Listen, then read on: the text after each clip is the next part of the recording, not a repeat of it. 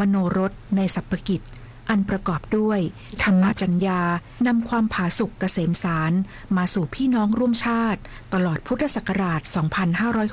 2569 โดยทั่วหน้ากันเทิน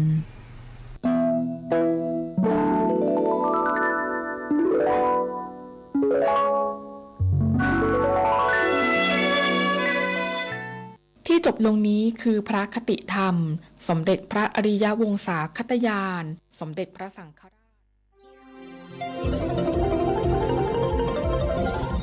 วิทยุแห่งประเทศไทยให้ความรู้คู่ความสุขสถานีวิทยุกระจายเสียงแห่งประเทศไทยจังหวัดเชียงใหม่ AM 1476 กิโลเฮิรตซ์สถานีวิทยุภาคภาษาชาติพันธุ์แห่งเดียวในประเทศไทยที่มีความทันสมัยเชื่อถือได้สร้างอัตลักษณ์กลุ่มชาติพันธุ์สู่สากล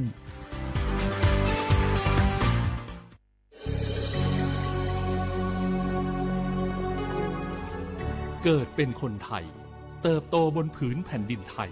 จงภูมิใจในความเป็นไทยชาติไทยเรานั้นนับเป็นชาติที่มีความเป็นมาเก่าแก่ยาวนานเรามีภาษาวัฒนธรรมและมีสิ่งต่างๆที่เป็นเอกลักษณ์ให้เราได้ภาคภูมิใจในความเป็นคนไทยเราควรเห็นคุณค่าและมีความรักชาติหวงแหนแผ่นดินอันเป็นมรดกของบรรพชน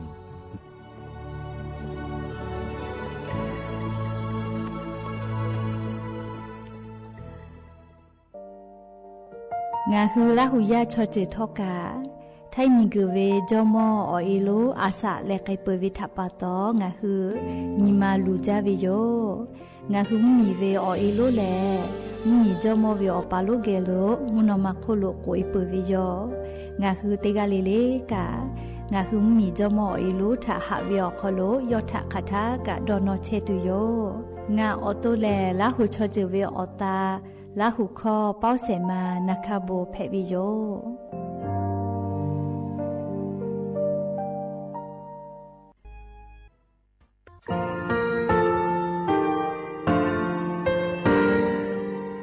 งาคือมีติปิเพกาวิเชลงาคือติกาติชูเลติเลเพกาวิมาเฮยาค่างาคือชอยาออตุคโลกาติเชวิออโคคาติผาคาชูโยอาชุโยวิโยกาคาเดติเลอติเกกาพุติลาวิทัปปาตองาคือชอยาอาสติกาวิโยงาคืออตุคโลอคโคากาติเชวิอือเวอีเวมาโกติยาลิเลทอกาอายิอือเวคาชเวเพวิโยอลักวงาคืออตุคโลอคโคากาติยายามาเตียลาวิโลโกงาคือชอยาทอกาอาสติมากาวิคาชูงาคือมีติปิเพกาวิเจเลงาคือติมูติสุติเพลเลอติกาลิเลอาชุโยเวอวูปุตาเวกันติภาคาเสติเกคาเดกากาติเชวิทัปปาตองาคือมีติปิจกิเพลากาวิโยเชเลงาคือเทโจโมโครคางาคือมียาถาตอกคปิลาตาเวปุระเวติจเสนีเสหปามัชหปานิงาติจออกขอบทามัววิทยาลัยวิชาการศึกษาประสานมิตรโกเวออคโลจากเกรธาไทโจโมคุโฮกางาคือมียาถาปิยาลาตาวิตอกคติพายโย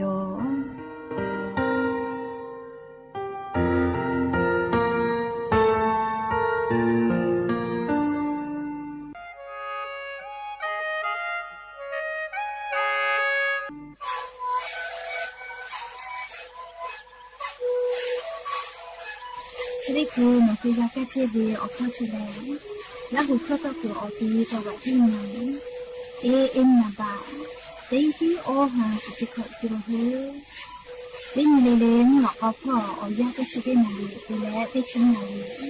แล้วถือเวเอายาที่นาลีที่แต่แล้วเข้ามาชาพยาเต็งเลเลและหุข้อขอเชื้อเวและงานและหุข้อก็เชื่อสังมานาคาโบเมดิโย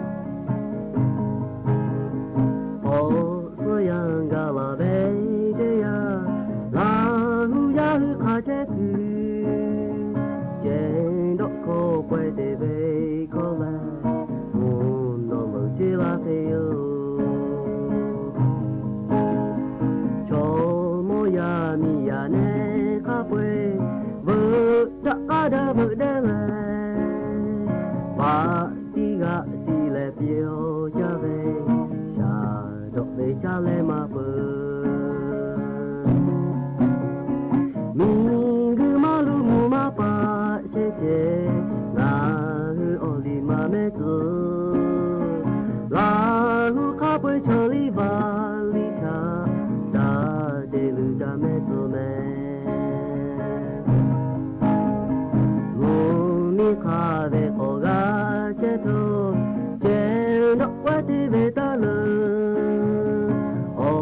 ရန်ကလည်းခေါ်အောဆိုဖို့ဟာယူပဲပွဲတရားဘမင်းကမလူမပါရှိတဲ့ငါအော်ဒီမမဲသူလာဟုခပွေချလီပါလီထာတေလူတာမဲဆိုမဲခေါ်ဆိုရန်ကလာပဲတရားလာဟုရခချက်ကူလို့ကျန်တော့ခေါ်ပွဲတဲ့ပဲခေါ်လဲဟိုလောလုံးကြည်လာခေယောချောမရမိရနဲ့ခပွေဘုဒ္ဓကာဒဘုဒ္ဓလာ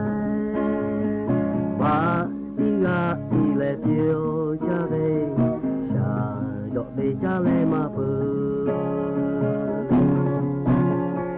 မင်းကမလူမပါရှိတဲ့ငါအော်ဒီမမဲသူလာလူခပွေချလီပါလီထာဒါတူတန်မဲသူမဲဒါတေလူတမဲသူမဲ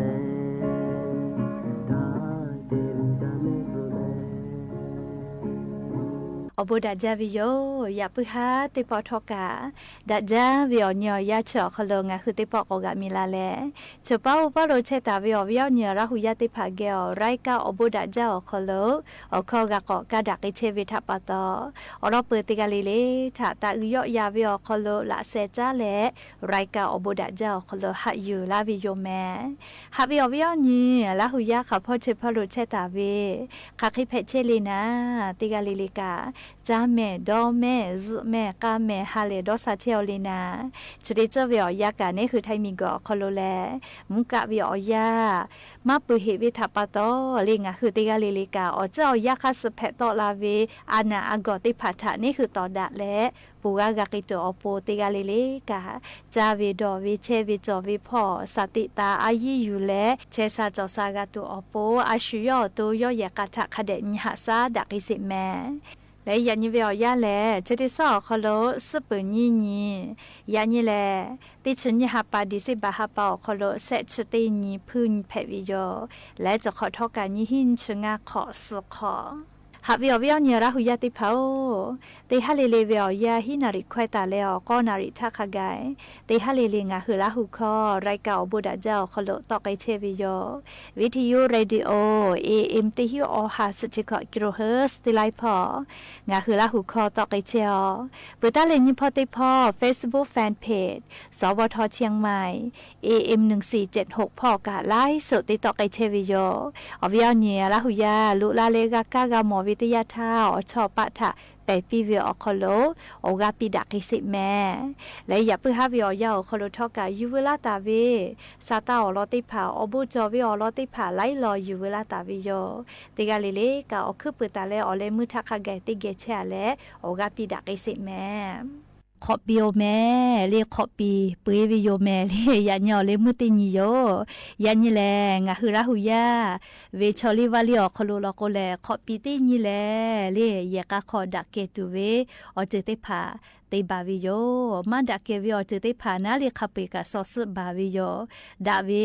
เรียอโบสติผาลุลากาตุอโปขอปีตินี่แลเรียงะหือยกะขอดักเกตุเวอเจติผาเตเลขอสหัสถาหะยูเวโยแม่และเรียขอจาวิโอยาลุอิตุอโปขอสใส่พาถาหะยูเวนาเลวะดออพุติวิโอนิกะเพวิโยแม่เรียขอจาวิโอยาลอโกงะคือคาเดจาวิโยเรียขอใส่พาถาตะอุปีเวโกเวนาเรียกกว่าขอซาสไกวิโยเมติกาลิลิกา Happy New Year ก็เลยติกาลิลิถาละเซจาลาวิโยเม เตฮาเลเลเวียยาฮินาริควตาและกอนาริทักขกายเตฮาเลเลงาคือราหูข้อรายการอบูดาจา AM ติฮิโอหาสจิคกิโลเฮิรตซ์วิทยุเรดิโอพอราหูข้อตอกไกเชวิโยเปิดตาเลนพอติพอ Facebook Fanpage สวทเชียงใหม่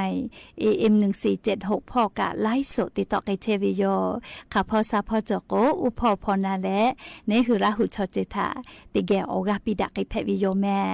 และอย่าเพิ่งหาวิวยาวคโลทอกะยูเวลาตาเวมีพ่อเวซาตาอบูจอวิออลอติผาติเลกะนิมาซาตุลิควายติผากะยูเวลาตาวิโยจะดับปะตอเล่ปุลาตาวิชติขอวิอยาวคโลงะฮือมาดับวิอจติผากะกูกะโยกะโดกะติตาวิโลโกติกะเลติกะวิบะเพดะแม่เลียวขอสหสอคโลนิมามาซาเวนิมาคโลชุทาวิบะตาวิบุวิอจติผาขอสหสอคโลตายูโลเอเลมันดาวิอเจคาเปกะจะขอปียะเพื่อหาคโลเจติบาเลเลติกาเลติกานาอุติดาเลวิบะเพดะแม่เลียวลอโกงาคือชอยาเลมิงโกโคโลจุตาไตเชตุเวมาเฮเลเตกาเตปอเลสเวียกอติจะทางงาคือกาเกตุโยเลเคโกงาคือเตกาเลเลกะอาสติเชเวียคโลจอดาฮอดาและอาชุยอลาหุชอเจทาคาเดหาเลอชอจือลามลาตัวอปูกาเลติเกจูจาเลเตกาเวแม่และอย่าเพิ่งหาวิวยาวคโลกาเลอวิอเนราหุยาติพาลาหุคอพนาเชวิติกาเลเลกาเลอย่าเพิ่งแลขอซื้อสอเชให้แม่เลอามีเจเลเลขอซื้อสอเวเลเสก็คือติชนาเลกาลาโกเลอุแต่ตู้ไม่กาเลอามีติพาอามีปูติพาตู้แลเลบูลอเวเลบูยาติพาลอโกเลขอซื้อหยอคโลตาอือและขอซื้อหยอคโลงาคือติแกลุยวิโยเลไทยคอลอกวเขาดาวก็เวน่าเหลียวขอซื้อซอเวเล่เฮก็งะคือขอซื้อซอเตห้าเล่มือขอพ่อแล้วก็เมาเวมูกะทะเตจาวิเจเล่ขอคู่หลอกคู่พ่อกะเล่กะเนวะเนเตผาติแลเล่เมื่อแลนะอุเตดะเลอ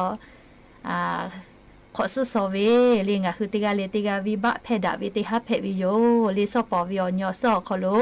ญิมาอขอโลกะก้อยลอยเตเลดะวิอเจติพานิมาคโลเจติจอกาตูเลดอกเขาคโลเจติจอกาตูอย่าเพื่อหาวิอยาเลปุลาวิติของะคืออตูลีกาโดกาติยาวิอเจติพากะดอพุเลลีขอสหสอคโลดาวิอเจทาเจติดอเลลีดาวิอเจทาเจติงะคือยูลูเอเลดาวิอเจติพางะคือติไกตุยอมลาหูชมโคจอเวลีออโตมาติเจกะลีอคือปือตินทาตาดาวิลอโกเลทักขไกดาวิเจลีเอกวงะคืออยากอจุออคือเปิดติญิกาเลียวคือเปิดทักกะอยากอจุยาเอโกอยาสัวจิแม่เลกะกปากกลาวินาเลอยากอยากเลเอกติกาเลกะ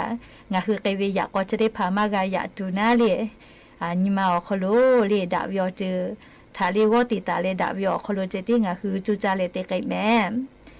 อวิอเนระหุยาเตพาเลอยากเพื่อหาวิอยาคโลกัมขอปีตินแผ่วิทัปตอลิยันนี่แหละเมาเวเลมือขอกาติจาเชวิชอติพาเลอะขอกาลาวิอยาโยลิยาสนะกอลาเลมเพกาลาวิกาจตุโย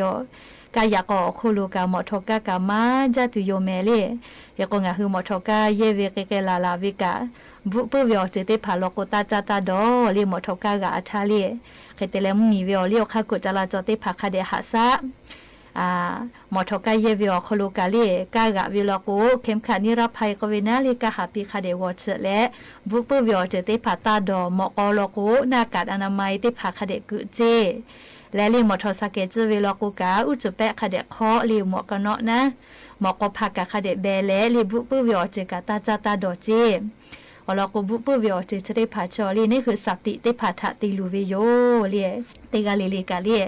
เชซาจอซาพ่อวิกาอายีอยู่แลคาเดหาซาเลียติจาติดอวิกาคาเดติเมียเลจาเลีดักเกตุคาเดติเลียแม่โกติคือฮาเลวิอยากามากะฮาเลลาลิวูปีนาอากะลัวลาโกเลียคาเกกันยิมามาซามาปิโอวิโยเลียอกามามมวยเตียลาโกเลียเอโกขจาฮาจาวิอยาโคโลติกาลิเลวิอโปลิดาวิอยาเพเลลิฮาเลฮากางาฮืดอลวาวิเคเลอาชุโยเยกาขอคาเดกาเชเลกาปิโอตุนาเลเชวิจอวิจาวิดอวิติเจลิเลพอกาลีคาเดหาสะแม่ลีเชซาจอซาปุวิอจิโควิกาลีแต่ฮอตาวิมาจอลีคือกาวิลโกกากะจาเลกาติยูเวติคาเจติจอวิจิแม่ คือก็เลยจะได้คือข้อจ้าวิลิข้อถักงาคือติแกนักสิแม่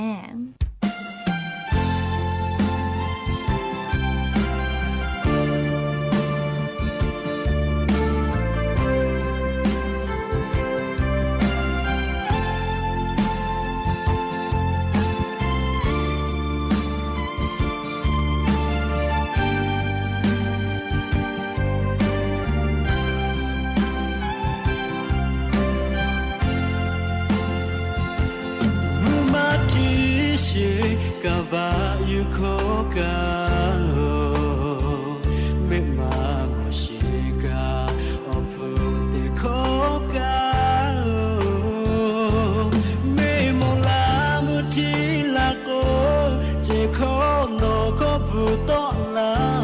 ขอสุญิขอหาเลเลบุโลเจโอโนเมกาเคเจโน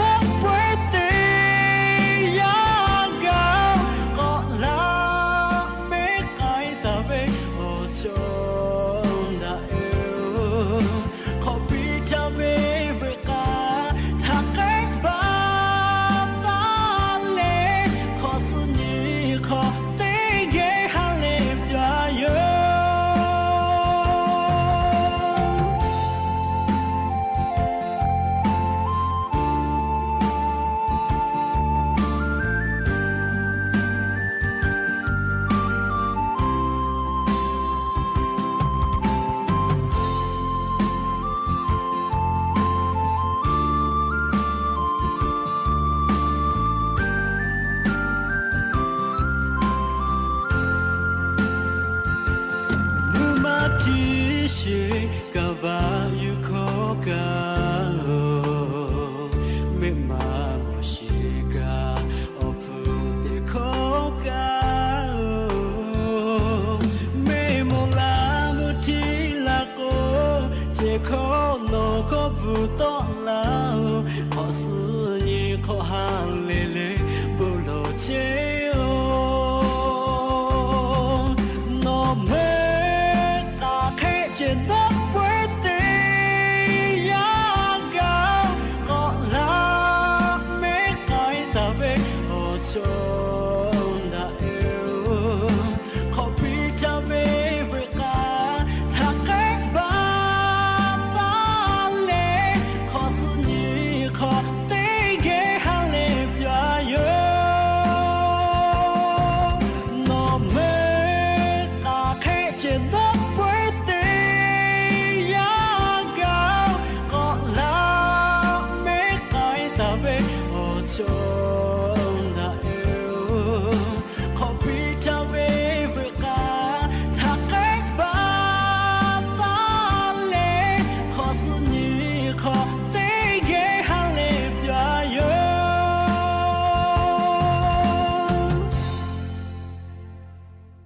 งาคืออาชีติจวยกะลิงาคือละหูชมอจวยกะตาลาเวงาคือละหูขอจาวิชอลิวาลี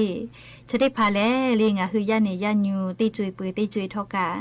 คาเดนากาวิออคโลติลิติค่าดาวิออจะได้พาทางาคือคาเดหาซาจอวิโยเลลิยะนี้วิออยาคโลทอกะลิขอปินเพวิทาปาตองาคือขอปีติหยอคโลลิงาคือกาติจอวิออจะได้พาอลอทาอยู่เวลาเลลีอวิอเนียระหุยาติพาทานอลากาวิยอมงาคือละหูชมอจุยยุคือติลิติค่าขอปีติญญออคโลเลจะเคจอวิโยจิแมมงากูมาบิเวลกูกาลิวิบัตตาลาลีอลกูงากาชมอติพากูมาลาตาวิคาสลิตอเวลาเลติจ้าก็อยู่เวลาเลลิงาคือละหุยาติกาลิลิกามากาลึกไกจออโปโทลาตาวิติเจอแพวิโยหรือเลกาลีงาคือละหูชอจือออคโลอุทาลอกูกาลาหุลิมาจอเคโกลิงาคือลาหุชมอติผาเตลาตาเวเตลิเตคาชอลิวาลีจะได้ผาทอกาลีคาเดบุกุตาวิมาจอจ้าถาจ้าตอเวลาเลเตจ้าเปิดเตจ้าอยู่เวลาเลโทมาเกามาดะลาเวออกคอเพวิโยจะดาปาตอลิงาโตกาเวลาตาเวคาสนาเลก็อยู่เวลาเลอวิอเนราหุยาติผาทาทุลาเวติเจเพวิโยงาคือลาหุชมอจุยเลยุหุเตลาตาเวเตลิเตคาติผาขอปีติญญอคโลแลลิงาคือ ลาหูชมอก็เวเลขอสุญญอคโลเลงาคือติเชกามาติจิเมเลจะถ้าปะตอขอปีติญอคโลติจเลเลกากากูวิเจขอปีติญอคโลงาคือเตเวเลวะดอเวเลขอจะทาจตุเววะสาติผาดอวิโยอพุติเวเลวะสาเลอพุเชเลงาคือขอจะหาจาวิอยาคโลมาจอมาเพวิอเจนะเลเคโกติเยเลเลกาขอจาลาโกเลวะสากาจาเวเลอพุกาจาเวเลเชเวเลงาคือลาหูขอจาวิอคโลมาจอมาเพวิเคโกเลขอปีติญอคโลเลงาคือวะดอเลอพุติเวเลชนิยาอลออายิกจาวินาลีงาคือเตกาลีเลเตคาลีเลกาลียะญิเลวะดออพุติเวเตผาเตวิโยเตปตาโคเลลีงาคือเยคอกาดะเกตุเวอจิเตผาเตวิโยลีเยจอสเวเลตุลาสมุขซาเนหาเวเลติจเลเลคาเปกาสวิโยอลอโกเล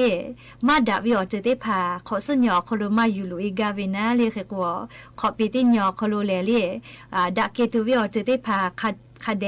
ติเลลีดาวิอบัวสเตผานี่คือเยกาอคลูกาลาตูอโปขอปิติญอคลูเลเยจอสเวลีโมชเวอาบุพาเตชเวจิเมลีคาเปกาอสอคลูงาคือหายูลุอีตูอโปนาลีมาดาวิอเจติผาคาเปกาชบาดาเกตูเตเลอสลุลาตูนาลีกูเฮเวจิเมเตเลกาลิงาคือขอจาวิอยาเชลิงาคือกามาติเมลิงาคือกามาติเรียกกงาคืออุทาโลโกลิชเบเคเลเตาแก๊สมาจอเลยมีดาไฟฟ้าตีจ้าตัววิอคือข้ามมาจอเฮโกลิสตู้เล่อชอตีจ้าวิโยเลคัดเปลเฮโกลิสตีผักคาเดคะคือเวน่าเลยขอจ้าทารกงาคือสมาคายเมเลยขอจ้าวิอยาเลยลิงาคือคาเดเชเลยขอมาตัวอีเจลิงาคือกามาเตเกอลกูขอจ้าวิอยาขอรู้เลยตีลิเตคาติยาไอวิลกูวูลาจิเมเลยขอวูลาก็เวน่าเลยเฮโกถ้าชมว่าจุยเลยตีลิเตคาบีจาแมเคโกลิงาหือสคะคือเวน่าเลขอจ้าวิอยาทาจาตุเวเลียวทาลกงาฮือเฮปุเฮคอกาเลจาตุเตผาจาใจเวน่าเลอาปอเจมาโกเลดากาลูเลกูจาเตผาพือแต่ชูกุระช่วยเตผาอภิเตผาเลติเจเลกาขอจ้าวิอยาคลงาฮือจาตุอโปเล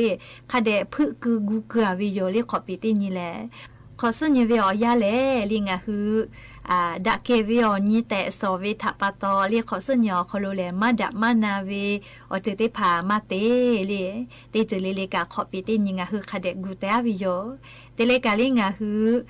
อาปูเวกาอสุเตผากาขอสันทาวุตัวโปคาเดกูอาวิโยเตผาพาลโกกาเลมุกะวิอยาจอวินาเลงาคือลาหูขอจาวิอยาชอเคโกลิกาเฮเวเลมีถูสบาวิจิเมเล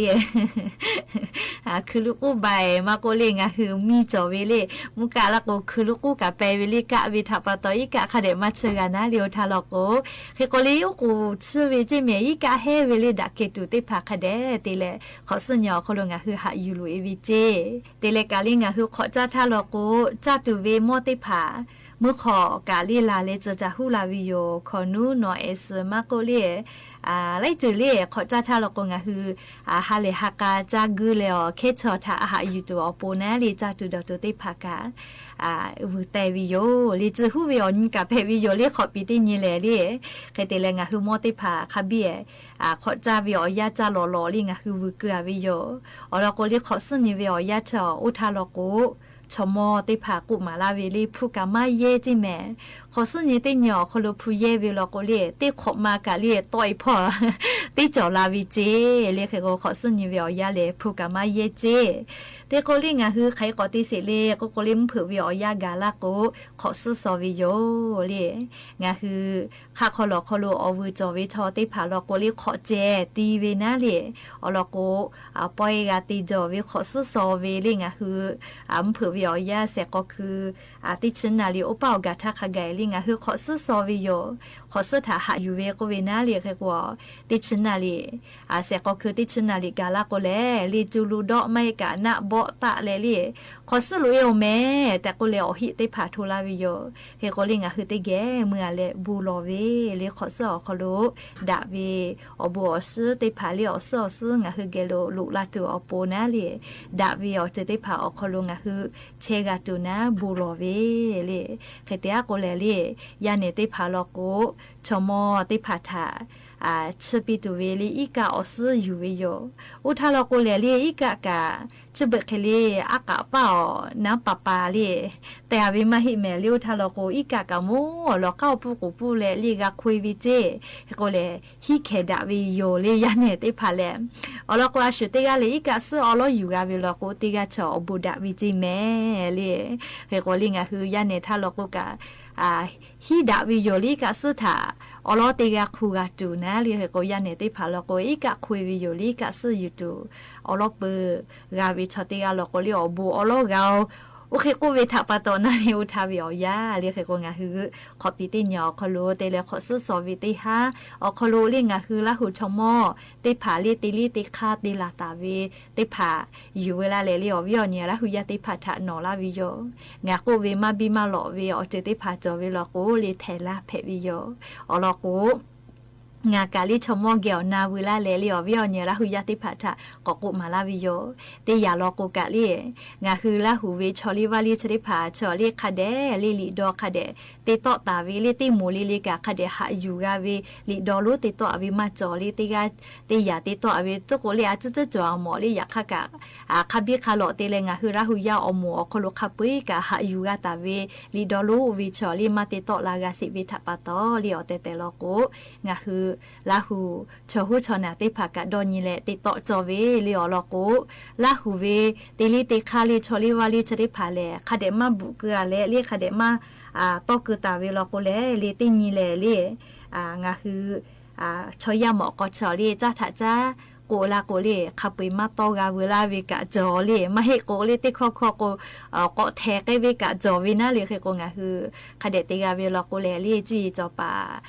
สถาบันวิจัยถาคาเดจ้าดะเลลิงะคือลาหูวิชอลิวาลีแต่โกเลลีลิดอคาเดติตอลาเลงะคือลาหูติมูลิลีอคโลกะคาเดหายูกาตูเวลิดอชริมาติตอลาตุกะดอลวิโยลิงะอปุโลโกอลโกงะคือลาหูชอลิวาลีติลิติคาชริพาเลลีคาเดหาซาเลลิงะคือลาหูชอจือมาเมเจเจลิงะคือลาหูวิชอลิวาลีชริพากะ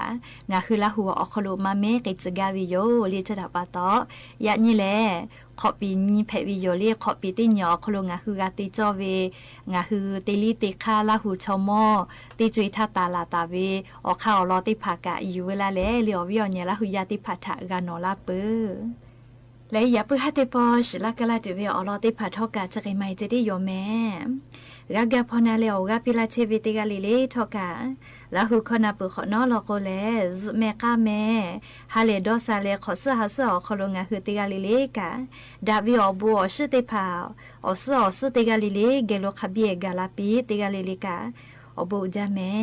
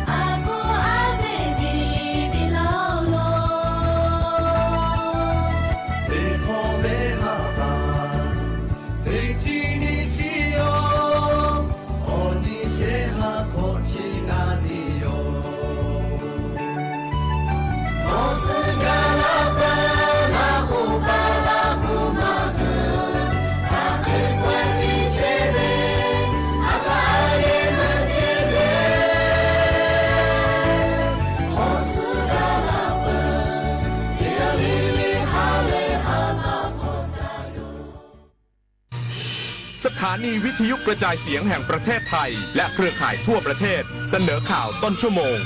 รู้เร็วรู้จริงเกาะติดทุกสถานการณ์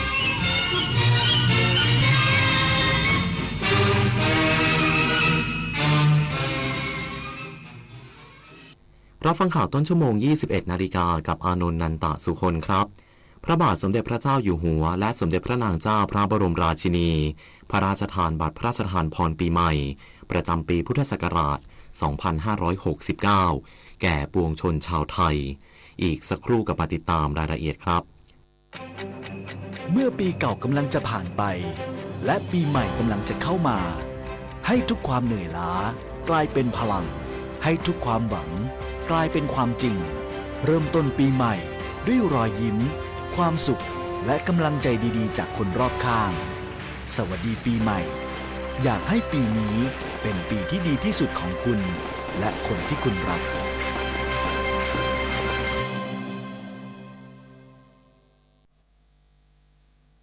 23 มกราคมนี้ห้ามพลาดถนนดนตรีไลฟ์พบกับบทเพลงแห่งความรักความหวังความฝันสื่อประสานด้วยพี่น้องร้องเพลงหนูมิเตอร์และบิวกัลยาณีชมฟรีตั้งแต่เวลา 18 นาฬิกาเป็นต้นไป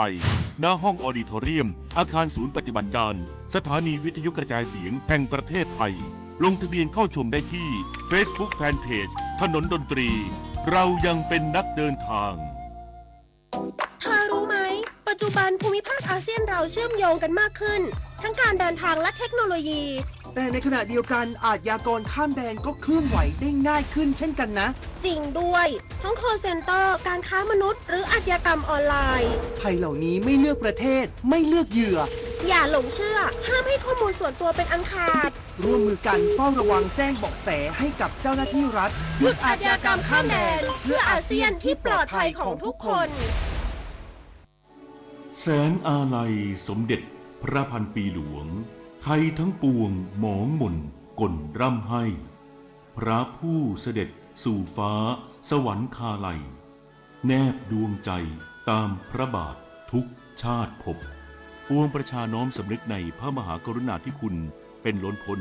อันหาที่สุดมิได้ข้าพระพุทธเจ้าคณะผู้บริหารข้าราชการและเจ้าหน้าที่สถานีวิทยุกระจายเสียงแห่งประเทศไทยกรมประชาสัมพันธ์พระบาทสมเด็จพระเจ้าอยู่หัวและสมเด็จพระนางเจ้าพระบรมราชินีพระราชทานบัตรพระราชทานพรปีใหม่ประจำปีพุทธศักราช 2569 แก่ปวงชนชาวไทยด้านหน้าของบัตรพระราชทานพรปีใหม่มีตราประจำพระราชวงศ์จักรีอยู่กึ่งกลางด้านล่างมีพระปรมาภิไธยวปรและตราพระนามาภิไธยสทเมื่อเปิดบัตรพระราชทานพรด้านขวามีพระบรมฉายาลักษณ์พระบาทสมเด็จพระเจ้าอยู่หัวทรงฉายคู่กับสมเด็จพระนางเจ้าพระบรมราชินีส่วนด้านมุมบนซ้ายมีพระบรมฉายาลักษณ์พระบาทสมเด็จพระบรมชนกาธิเบศรมหาภูมิพลอดุลยเดชมหาราชบรมนาถบพิตรทรงฉายคู่กับสมเด็จพระนางเจ้าสิริกิติ์พระบรมราชินีนาถพระบรมราชชนนีพันปีหลวงโดยทั้งสองพระองค์ทรงแย้มพระสวนและโบกพระหัตถ์พระบาทสมเด็จพระเจ้าอยู่หัวทรงพระกรุณาโปรดเกล้าโปรดกระหม่อมพระราชทานเพลิงศพราษฎรผู้เสียชีวิตจากเหตุความไม่สงบชายแดนไทยกัมพูชาขณะปฏิบัติหน้าที่ชุดรักษาความปลอดภัยหมู่บ้านหรือชรบ.ณวัดมหาพุทธารามพระอารามหลวงอำเภอเมืองจังหวัดศรีสะเกษพระบาทสมเด็จพระเจ้าอยู่หัวทรงพระกรุณาโปรดเกล้าโปรดกระหม่อมให้นายอนุรัตน์ธรรมประจำจิตผู้ว่าราชการจังหวัดศรีสะเกษเป็นประธานในพิธีพระราชทานเพลิงศพนายสมัยจันดียืนอายุ 49 ปีชาวอำเภอกันทรลักษณ์ซึ่งเสียชีวิตจากเหตุการณ์ความไม่สงบในพื้นที่ชายแดนไทยกัมพูชานายสมัยจันดียืนได้รับบาดเจ็บจากสะเก็ดระเบิดจรวด BM-21 ที่ตกในพื้นที่บ้านสำเม็งตำบลเสาธงชัยเมื่อวันที่ 27 ธันวาคมที่ผ่านมาและเข้ารับการรักษาที่โรงพยาบาลสรรพสิทธิประสงค์จังหวัดอุบลราชธานีก่อนเสียชีวิตลงเมื่อวันที่ 29 ธันวาคม 2568 โดยปฏิบัติหน้าที่เป็นชุดรักษาความปลอดภัยหมู่บ้านหรือชรบ.ในการนี้พระบาทสมเด็จพระเจ้าอยู่หัวทรงพระกรุณาโปรดเกล้าโปรดกระหม่อมพระราชทานพระบรมราชานุเคราะห์และพระราชทานเพลิงศพเป็นพระมหากรุณาธิคุณอย่างหาที่สุดมิได้และเป็นขวัญกำลังใจแก่ครอบครัวผู้สูญเสียอย่างยิ่งวีรชัยศิริกาสวทศรีสะเกษรายงาน พระบาทสมเด็จพระเจ้าอยู่หัวและสมเด็จพระนางเจ้าพระบรมราชินีทรงพระกรุณาโปรดเกล้าโปรดกระหม่อมให้ผู้ว่าราชการจังหวัดอุบลราชธานีเชิญแจกันดอกไม้และกระเช้าสิ่งของพระราชทานเยี่ยมให้กำลังใจพลทหารณัฐวัฒน์ นรสารที่ได้รับบาดเจ็บจากเหตุการณ์ความไม่สงบในพื้นที่จังหวัดชายแดนไทยกัมพูชาทรงพระกรุณาโปรดเกล้าโปรดกระหม่อมให้ผู้ว่าราชการจังหวัดสุรินทร์เชิญแจกันดอกไม้และกระเช้าสิ่งของพระราชทานไปมอบให้แก่กำลังพลที่ได้รับบาดเจ็บจากสถานการณ์ชายแดนไทยกัมพูชาจำนวน5 นายเพื่อบำรุงขวัญและกำลังใจนายกรัฐมนตรีส่งความปรารถนาดีให้คนไทยเนื่องในเทศกาลปีใหม่ 2569 ขอให้ทุกคนใช้เวลาที่ได้หยุดพักเติมพลังใจและเฉลิมฉลองอย่างไม่ประมาทนายอนุทิน ชาญวิรากูลนายกรัฐมนตรีและรัฐมนตรีว่าการกระทรวงมหาดไทยส่งความปรารถนาดีถึงพี่น้องชาวไทยทุกคนเนื่องในวันขึ้นปีใหม่ 2569 ชื่นชมหัวใจคนไทยที่อดทนอดกลั้นเปี่ยมด้วยความหวังมิตรไมตรีความมีน้ำใจต่อกันและรอยยิ้มที่มีให้กันได้ในทุกช่วงเวลาเป็นพลังสำคัญที่ทำให้สังคมไทยสามารถยืนหยัดและก้าวผ่านความท้าทายรวมถึงประคับประคองกันในยามเกิดความสูญเสียครั้งแล้วครั้งเล่าในโอกาสปีใหม่ขอให้ทุกคนใช้เวลาที่ได้หยุดพักเติมพลังใจและเฉลิมฉลองอย่างไม่ประมาทพร้อมขอบคุณและเป็นกำลังใจให้แก่เจ้าหน้าที่ทุกหน่วยงานที่ปฏิบัติหน้าที่เพื่ออำนวยความสะดวกและดูแลความปลอดภัยให้แก่พี่น้องประชาชนในช่วงวันหยุดปีใหม่นี้โดยเฉพาะกำลังพลในกองทัพที่เสียสละปฏิบัติหน้าที่ตามแนวชายแดนชวิสาประทุมมารายงานด้านเพจกองทัพภาคที่1โพสต์ข้อความปีใหม่ไม่ลืมกันในช่วงวาระดีถีขึ้นปีใหม่ 2569 พี่น้องทหารเรายังทำหน้าที่ไม่มีหยุดชวนคนไทยร่วมส่งคำอวยพรให้แก่พี่น้องทหารที่ปฏิบัติหน้าที่ชายแดนและเชื่อว่าผู้กล้าที่เสียสละจะมองจากฟ้าด้วยยิ้มแห่งความภูมิใจขอให้คนไทยทุกคนมีความสุขจบข่าวอานนท์ นันตะสุคนอ่านรับฟังข่าวครั้งต่อไปเวลา 22 นาฬิกาติดตามข่าวที่นำเสนอไปแล้วได้ที่ www.thainews.prd.go.th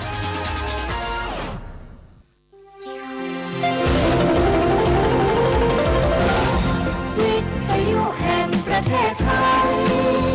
ให้ความรู้คู่ความสุข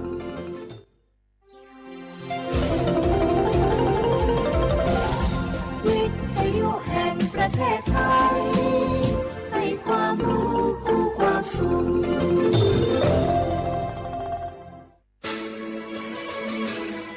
สถานีวิทยุกระจายเสียงแห่งประเทศไทยจังหวัดเชียงใหม่ AM 1476 กิโลเฮิรตซ์สถานีวิทยุภาคภาษาชาติพันธุ์แห่งเดียวในประเทศไทยที่มีความทันสมัยเชื่อถือได้สร้างอัตลักษณ์กลุ่มชาติพันธุ์สู่สากล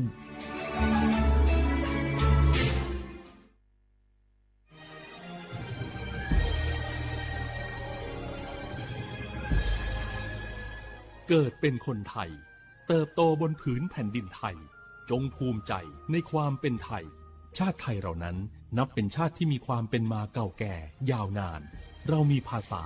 วัฒนธรรมและมีสิ่งต่างๆที่เป็นเอกลักษณ์ให้เราได้ภาคภูมิใจในความเป็นคนไทย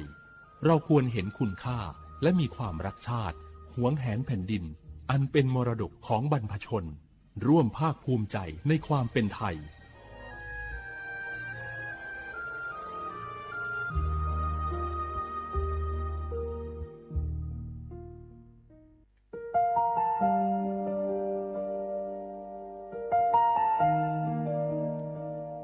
ขอน้อมเกล้าถวายอาลัย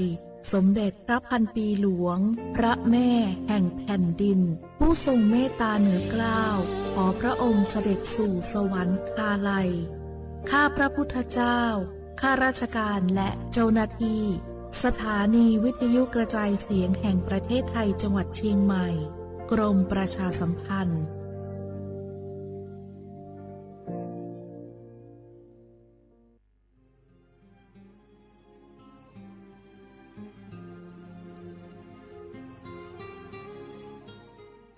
This is a moment of profound grief for the Kingdom of Thailand. We,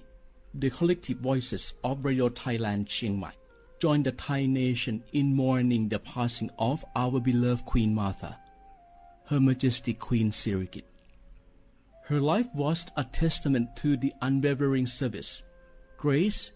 and deep love for the Thai people. Our humble condolences and thoughts are with His Majesty the King, the royal family, and all the Thai people during this deeply sorrowful time. We will remember her forever.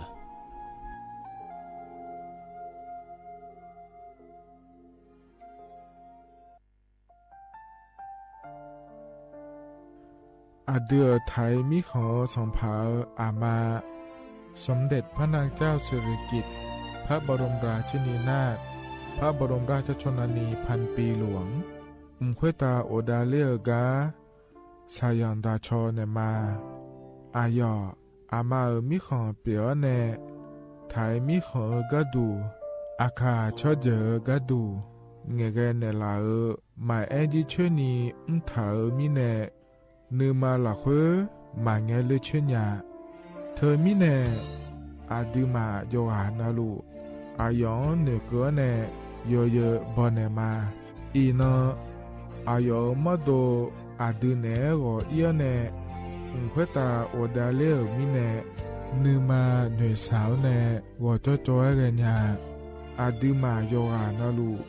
อายองนือมาหลักเฮยอจอนาลูเนเกเนโยเยบอชอเนมางามาอาเขาชอเจโยกานาลู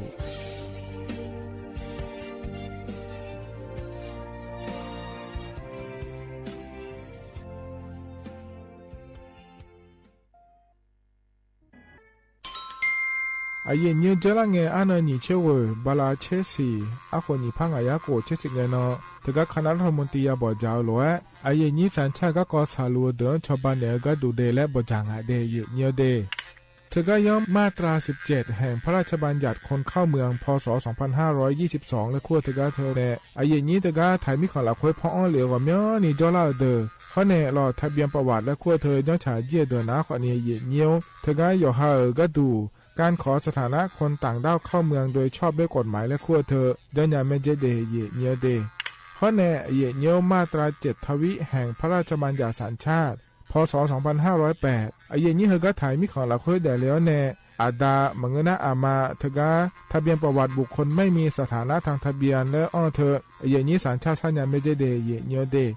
ใช่ก็ดูนะคนนี้กูเทเมืองหลักเฮ้ยย่อนะเธอก็สำนักบริหารการทะเบียนกรมการปกครองและคุกาชัญญาไม่ดียมือยอหลักเฮ้ยนะเยเนียวเธอก็ในอำเภอโยฮันเนโจดัวรอราชการอายามหลักเฮ้ยอานอนีเชวบาลาโกซีอาคนนี้พังอายาโกเชวขวงเกนีเดเยเนียว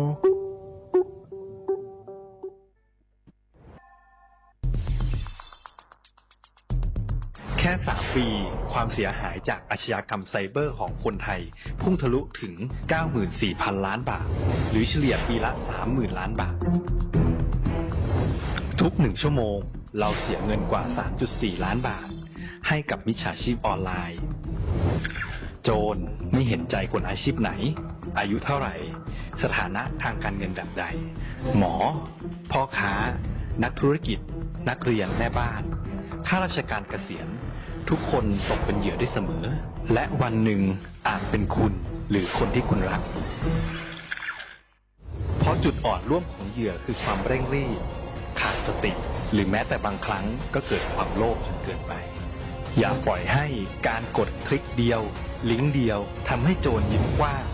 วันนี้ถึงเวลาแล้วที่คนไทยทุกคนจะต้องร่วมมือกันสร้างภูมิคุ้มกันอาชญากรรมไซเบอร์ช่วยกันหยุดก่อนที่ภัยไซเบอร์จะทำให้คนที่คุณรักและตัวคุณเองกลายเป็นเหยื่อ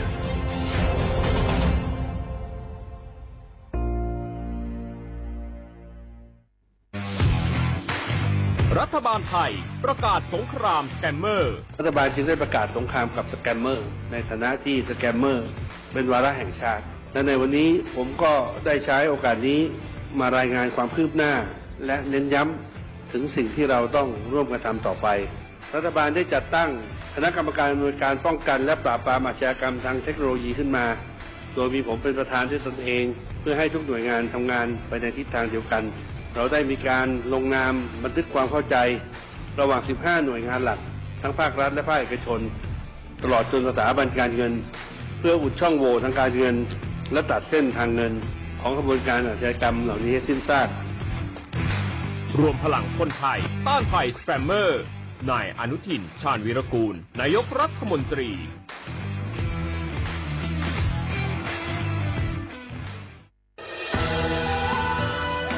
จากศาลากลางจังหวัดน่านหลังเก่าพัฒนาสู่การเป็นศูนย์การเรียนรู้นันทศิษย์ป่าคารโดยมูลนิธิรักป่าน่าน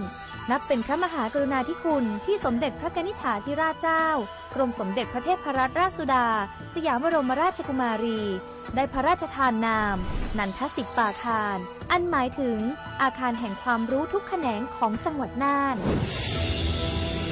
ภายในประกอบด้วยห้องนิทรรศการเฉลิมพระเกียรติรัชกาลที่ 9 แสดงพระราชประวัติและพระราชกรณียกิจของพระผู้ทรงเป็นพลังแห่งแผ่นดินและต้นแบบของความเพียรรถพระที่นั่งอนุสรณ์แห่งการเสด็จเยี่ยมราษฎรในถิ่นทุรกันดารทั่วทุกภูมิภาคของไทยพิพิธภัณฑ์ศาลากลางจังหวัดน่านความทรงจำของอาคารหลังเก่าและการอนุรักษ์สิ่งสำคัญของเมืองน่านเทคโนโลยีกับมนุษย์จุดประกายความคิดสร้างสรรค์สู่การสร้างนวัตกรรมในอนาคตน่านซิมูเลชันแนวทางจัดการขยะที่ยั่งยืนเพื่อตระหนักถึงผลกระทบต่อสังคมเศรษฐกิจและสิ่งแวดล้อมห้องสมบัติน่านย้อนรอยสู่อดีตและความรุ่งเรืองของนครน่านผ่านเงินตราเครื่องเงินและผ้าทองเปิดให้เข้าชมฟรีไม่มีค่าใช้จ่ายตั้งแต่เวลา 9 นาฬิกาถึง 17 นาฬิกาหยุดทุกวันจันทร์และวันนักขัตฤกษ์มาร่วมอนุรักษ์สืบสานสร้างสรรค์ศิลปะวัฒนธรรมและวิทยาศาสตร์ของเมืองน่านคุณค่าที่น่าภาคภูมิใจ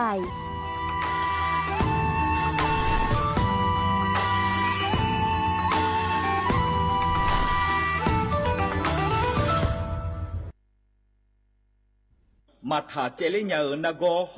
มาเลยนาโกนากาสปสชขอนาโกลาซาเพฮอเนเมเอขออดูอติยาลวยชิฮอหมอเนดอบิลวยบาทอนซุมอยาลาซาเมเขวตาหมอโดโดเนเฮลวยขอลาซาญาเมหมอเนฮอมอนาลูกาเนนุเจลวยลาซาญาเมอีคันจอลาซากะเกนีฮอเนเมสิญญาเจมอนาสปสชติซุ่มจำยอสปสชเขตหนึ่งเชียงใหม่นากาจำยองาซุ่มญีเยงาซุ่มงปายโยดามโอเดนากาตีโกจำยอนึมานากอนาลูเดนากาติซุ่มญีซุ่มโยกานาลูกะตุเมเด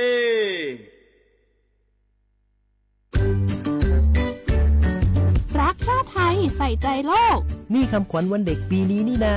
แล้วเราจะไปเล่นเต้นเที่ยวที่ไหนกันดีอะมาที่นี่เลยจ้าสถานีวิทยุกระจายเสียงแห่งประเทศไทยจังหวัดเชียงใหม่ขอเชิญน้องๆหนูๆร่วมงานวันเด็กแห่งชาติประจำปี 2569 ในวันเสาร์ที่ 10 มกราคม 2569 เวลาตั้งแต่ 8 โมงเช้าจนถึงเที่ยงกิจกรรมตอบคำถามเล่นเกมลุ้นรับของรางวัลมากมายแล้วพบกันนะคะ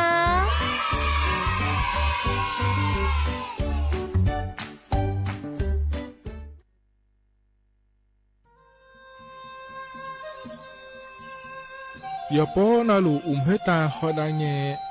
อุเฮฮาเล PM 2.5 เฮมียดาลางาเลสีลางาอาดูมาเนจังเงดเจอปะปะกัวเงเจมีจาเคมีเนเฮดดตอลูชัวยามอดดลาเนมัวขเนียมามึงอะเดมีเนพิลาขบยานาลาฮอเนสากอพปานกอขอนีเปียลายังาอาดูมาโยกานาลูกุมวเนมีจามาเคนีโยฮาเนยับมุนยับเพเลอเธอโลไทยในเฉาเน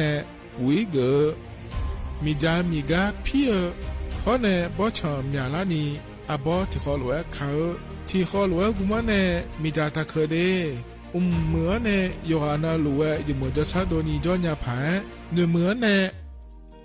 สำนักงานประชาสัมพันธ์ที่ 3กรมประชาสัมพันธ์พปาเนจากกาเงเดข้าชาเวน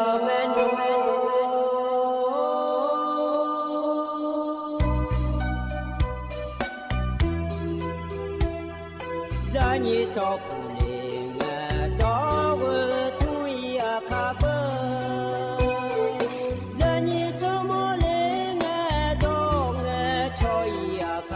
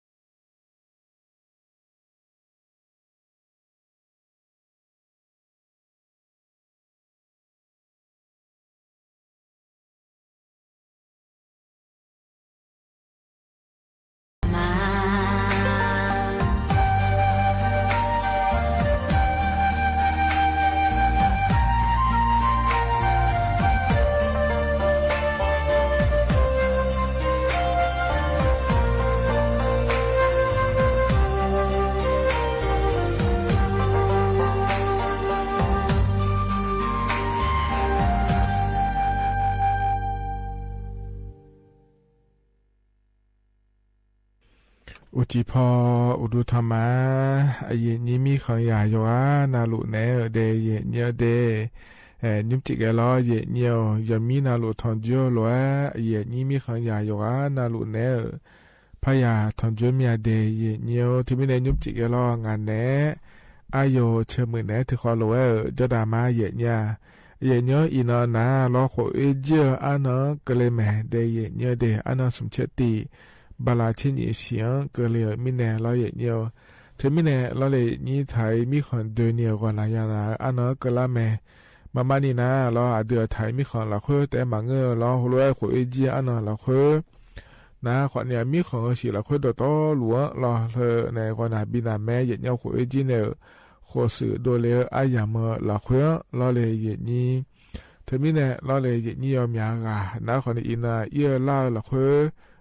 จอลวดูแต่ก็แม่เย็นนี้จะก็ว่าเรื่องแม่เราเลยนี้ยูอยากให้เราคุยนะขอนี้อยากกูอยากย่อเราคุยอายำอยากรู้มีแน่รอเย็นเนียวเธอแน่เย็นนี้เราอยู่มันก็จะอยู่มาไปเยอะล่าเราคุยจอลวนะขอนี้อยากเขาย่องเราเดียเย็นเดียอินก็ดูแต่บางเงือกเคยมีนะเราก็อยากนะอายำเราคุยเราเลยนี้มีคนเดียวเนียวเราอยู่มันก็จะอยู่ขอนี้ยอมอย่างนี้เดี๋ยวดูเย็นเนี่ยเลยใช้ก็มาก็เลยพายเลยเนียวโลอยู่โลเคยมาอยู่มีน้าล้อกว่านาโลเดยเนี่ยเดยี่บ่าวมาขอเนี่ยถ้าดอลเดยเนี่ยเดอยู่หามาดูแต่มันก็อาช้อนขอเนี่ยแต่เรื่องงานอยู่หามันอยู่เนี่ยโลงานโลเคยงานน้าเราเลยอย่างนี้จะมีเนี่ยเราอยู่หานาโลอยู่หาขายย้อนเราเดยเนี่ยเดเฮ้ยเนี่ยอินาหัวเจียเนาะก็เลยมีเนี่ยเราเนี่ยอยู่หานาโลกำลังหึมาเดที่คนละนี่ที่ขอเราไว้จอดละเดและก็เนี่ยหมอเมียเนี่ยเราอยู่เมียขอเนี่ยอายามฮักเงาเงินเราอันเนี่ยนะฮะละเราเนี่ยเงี้ยช่องเลยกาบีกันเลยกดไลค์กดแชร์เนี่ยเราขอเนี่ยมีอะไรเราเนี่ยมีโปเราเลยนี่ก็เลยคือมาอยู่กันนะรู้ว่าจะได้ละเราเนี่ยมาดูขอเนี่ยเราเนี่ยก็ดูแลเจ้าเนี่ยอยู่เรารู้ว่าถึงจุดเนี่ยนี่อย่าสิจะก็หลังละพายรัฐบาลปนจากการกาเหยานะหาเกิดพายอยู่แบบเดียวเลยยานะหาได้พายต่อชามาอดีตข่าวจะตะกอมาที่คนเรานี่เลยเจเนยเนี่ยมันได้ชาดานในลามาเนี่ยเราราคาเชื่อมีเนี่ยคนเราอยากมันเนี่ยเรื่องเราเลยนี่ที่มันเนี่ยอยู่กันเรารู้ว่าก็เราถึงมาเดแล้วก็นำมามีเนี่ยเราขั้นที่สองคนขาทั้งพาในคนสื่อโดยเลี้ยยามเราคุยขอเนี่ยที่คนรู้ว่าจะด่ามาเดนี่อยู่กันเรารู้ว่าจะละเงเรากับบินเนี่ยเลี้ยเนี่ยเราคนรู้ว่าเราที่คนเราจะด่าเรารู้ว่าเราคนสื่อยามเราคุยขอเนี่ยที่ขอรู้แล้วเดินญาติเยี่ยวเดที่ขอเราจะได้มาเยี่ยวเมื่อมาแล้วเยี่ยวเดือดถ่ายมีของการเลือกตั้งและขั้วเธอก็เลยผลิตหรือไม่เนี่ยการเลือกตั้งสมาชิกสภาผู้แทนราษฎรและขั้วเธอเยี่ยวเธออันเบาลานีเสียงก็เลยเดขอนี้เพื่อนแม่ฮูเนี่ยเธอเชื่อหมอเดิมเพื่อนกันมาดอนเดินนะขอเนี่ยช่วยไม่บิดองเนี่ยยุ่มบิดองไม่เดอันงาเฮนะขัดทั้งพัดงานก็เนี่ยบิดองแม่เนี่ยที่มีในเฮก็ที่โปและพัดจากกาโปในเนี่ยเดเนี่ยเด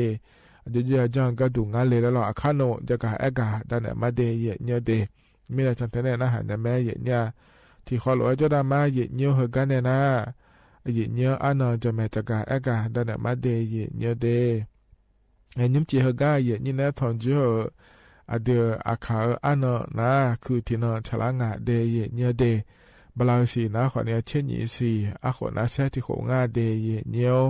ถ่ายอันนั้นอินาวันพุธละอันนั้นสุมเชติบลาสีนะขอเนี่ยธันวาคมอาโขนะขอเนี่ยนิพังายาโกเชียงาเดเนี่ยเฮนะโคโตลาโตลอนี่นะถอนยุ่ยุ่มจีอายาเมื่อละค่อยเดเนี่ยเดลองอันนี้ก็แล้วท้าเธอไม่จะการได้ไหนมีไหนเดชาติบิมแล้วพนาหาดามาเนียว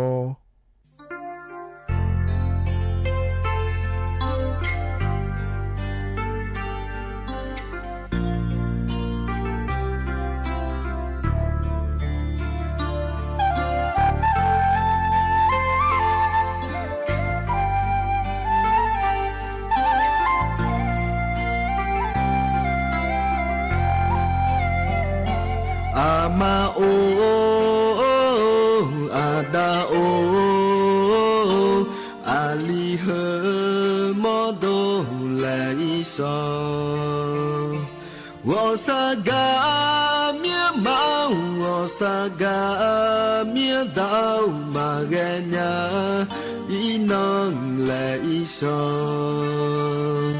มาดาวดอ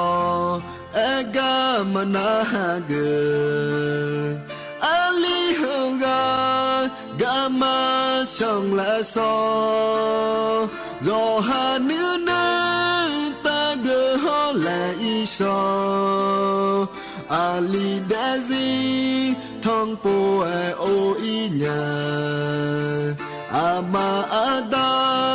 ญาบีโดเลงาอามาโอ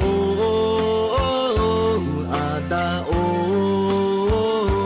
อาลีเฮมอโดไลซอวอสากาเมียเมาวอสากาเมียดาวมาเกญาอีนังไลซอจอบังเจฮอไลซอเมียจลากาโกจอเกเจบิเตมาเนปอเนพาฮอซอเมียเดดาวมาอามาอาดาวอาลีฮังโบซาลาวอีบาจินีทาบีนาลามาดาว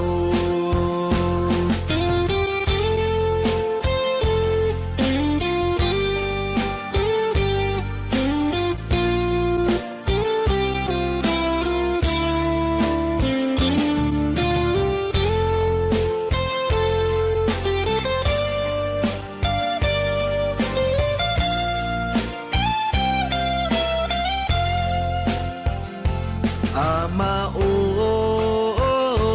อาดาโออาลีเฮมอโดไลซอวอสากาเมียเมาวอสากาเมียดาวมาเกญาพี่น้องไลซอมาดาวดอเอกามานาเก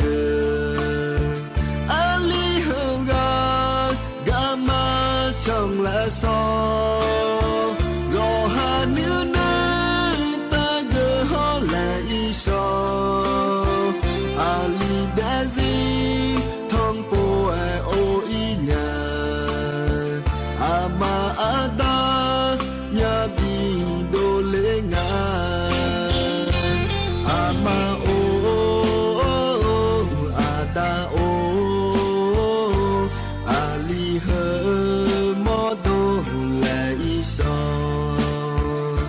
วอสากาเมียเมา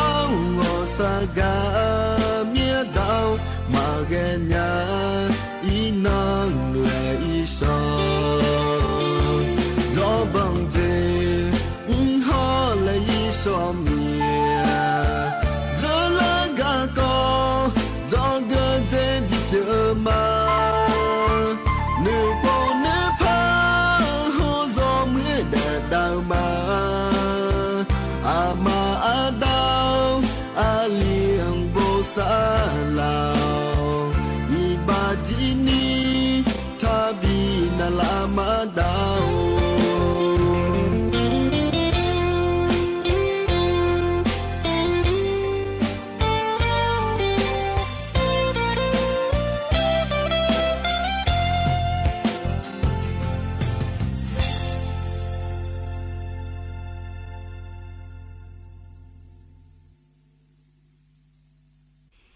ธนาขอนี้ต่อช้ารอเย็นเยี่ยมพอในบินหาดาวล้อและใช้เมียเดดามาวเดอีบาตทันเอลาเดแล้วเราชาต่อช่างาเย็นยอมยากาขอนี้เราเลยนี่เจลังเงยฮันเนในทุมทาเจยาวเนี่ยจองเราแล้วเลยเจลาที่เราขมาเปลี่ยนเล่นยาเดขอนี้จ่อที่อันนั้นเลยซาเลยเดขอนี้จ่อเราเลยนี่เหรออินเนอร์ขอเจียอันนั้นเจนรูบิเจยจีเนี่ยอาคารนี้สอเราเย็นเนี่ยขอสุดโดเลยอายามละคุยเราเลเจอเดปอเดพากาโยฮันนาลูเอกาบีมาเดเยเนียเดที่ขอเราจะดามาเยเนียวทีนี้เนี่ยเราเนี่ยก็เนี่ยนะขอเนี่ยก็ก่อนเลยมันถ่ายพระจักร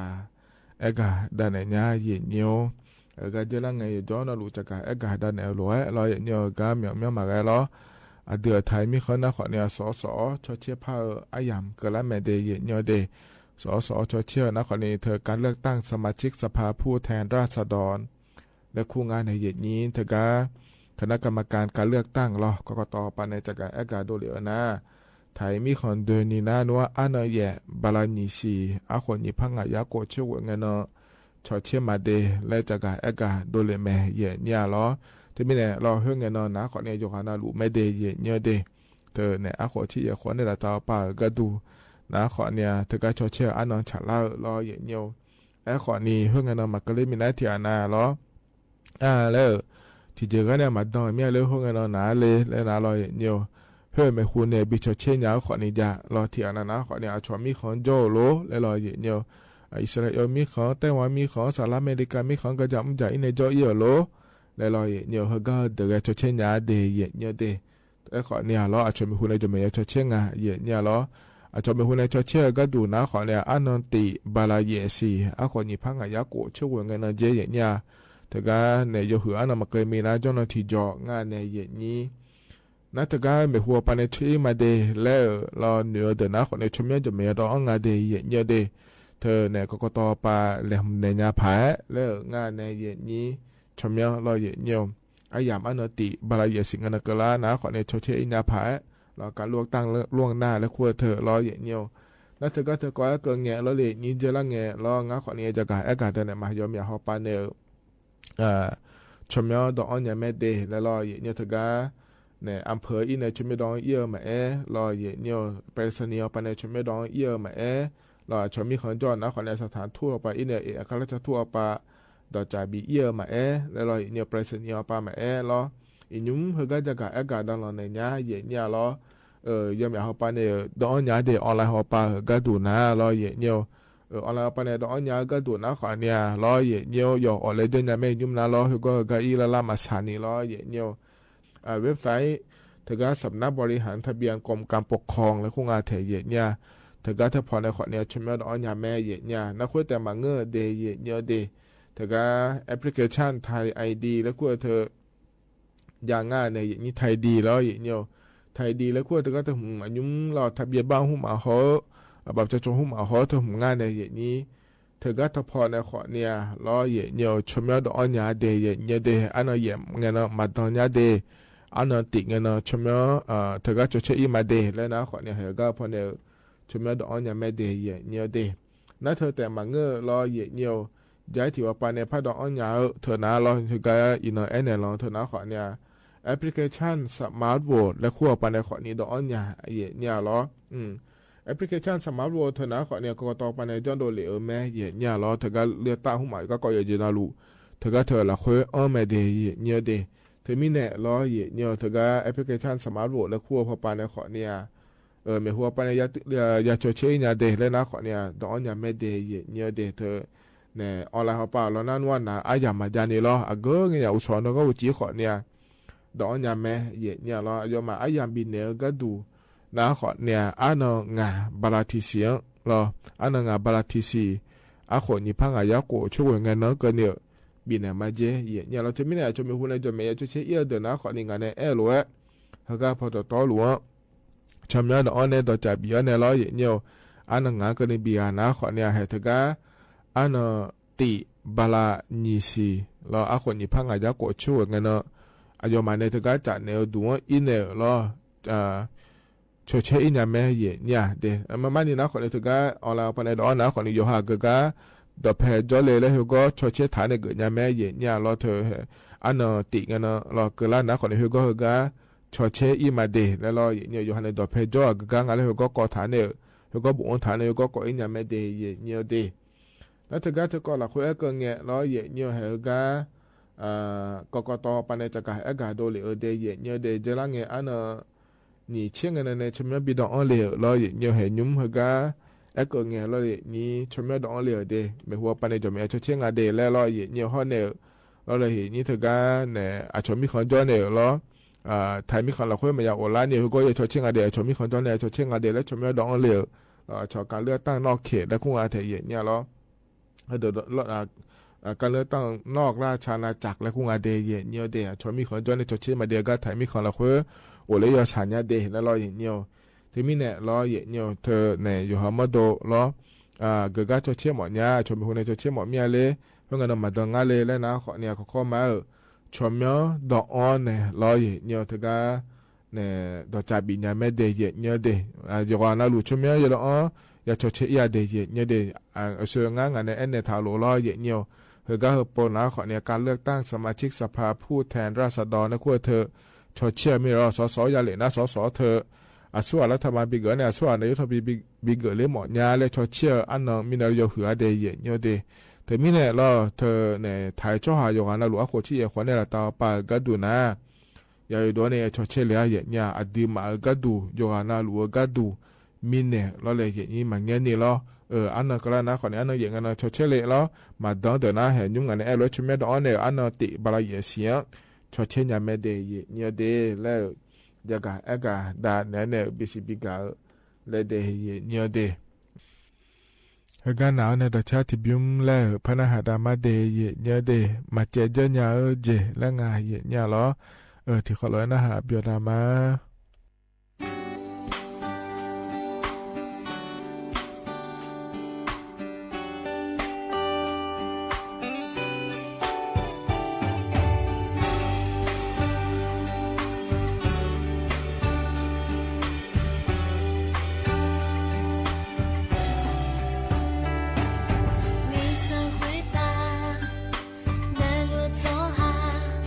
有我那路也是。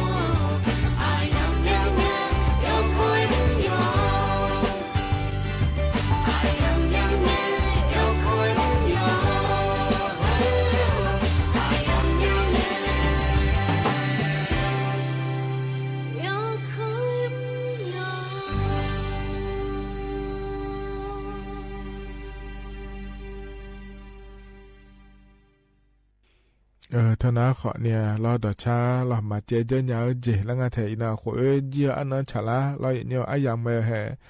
เกินนะขอเนี่ยขอลาเดไม่งาเจรอเนี่ยเดนอป้าขอเวนะขอนี่รอเลยนี่เทียนะแล้วอายามอย่างเงี้ยบิสุมิกาดูเมียเลยเหรอแล้วไม่พอปาหมอเลยพอปาแต่เมียเลยแล้วเนี่ยซาพาเลยเมียเจจาสิเลยอยู่หากระดูอยู่หายากระดูเนี่ยกระดูอาตามากระดูเลยแล้วนะรอเนี่ยจาแม่เนี่ยยุ่มยาขอนี่โคโลนี่ขอนี่โจดูถึงมีเนี่ยรอเนี่ยอายามเนี่ยเนาะน่าหลุดยาเหรอเราค่อยยมือพระมุดาสลายเนี่ยกระดูและกาเบียแล้วเพราะในบินหาดามาเดยเนี่ยเดเฮ้ยน่าขอเจียอันเนาะชาลาหลวเนี่ยนี่น่าหลวงกาเบียกระดูเดแล้วเหรออเดียอาคาดอดารอเนี่ยอายามยุ่มแล้วยาเหรอเราค่อยเพราะเนี่ย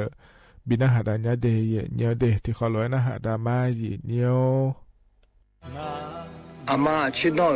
伊那个呢说呀是，阿达好我找伊那个呢去呀是，哎个呢好胡灵呀，阿达嘛就别呢，想个那什么呀，阿叫阿皮阿波卡的，阿达妈卡的我都，的啥咪好好诶，咪就呀什么的，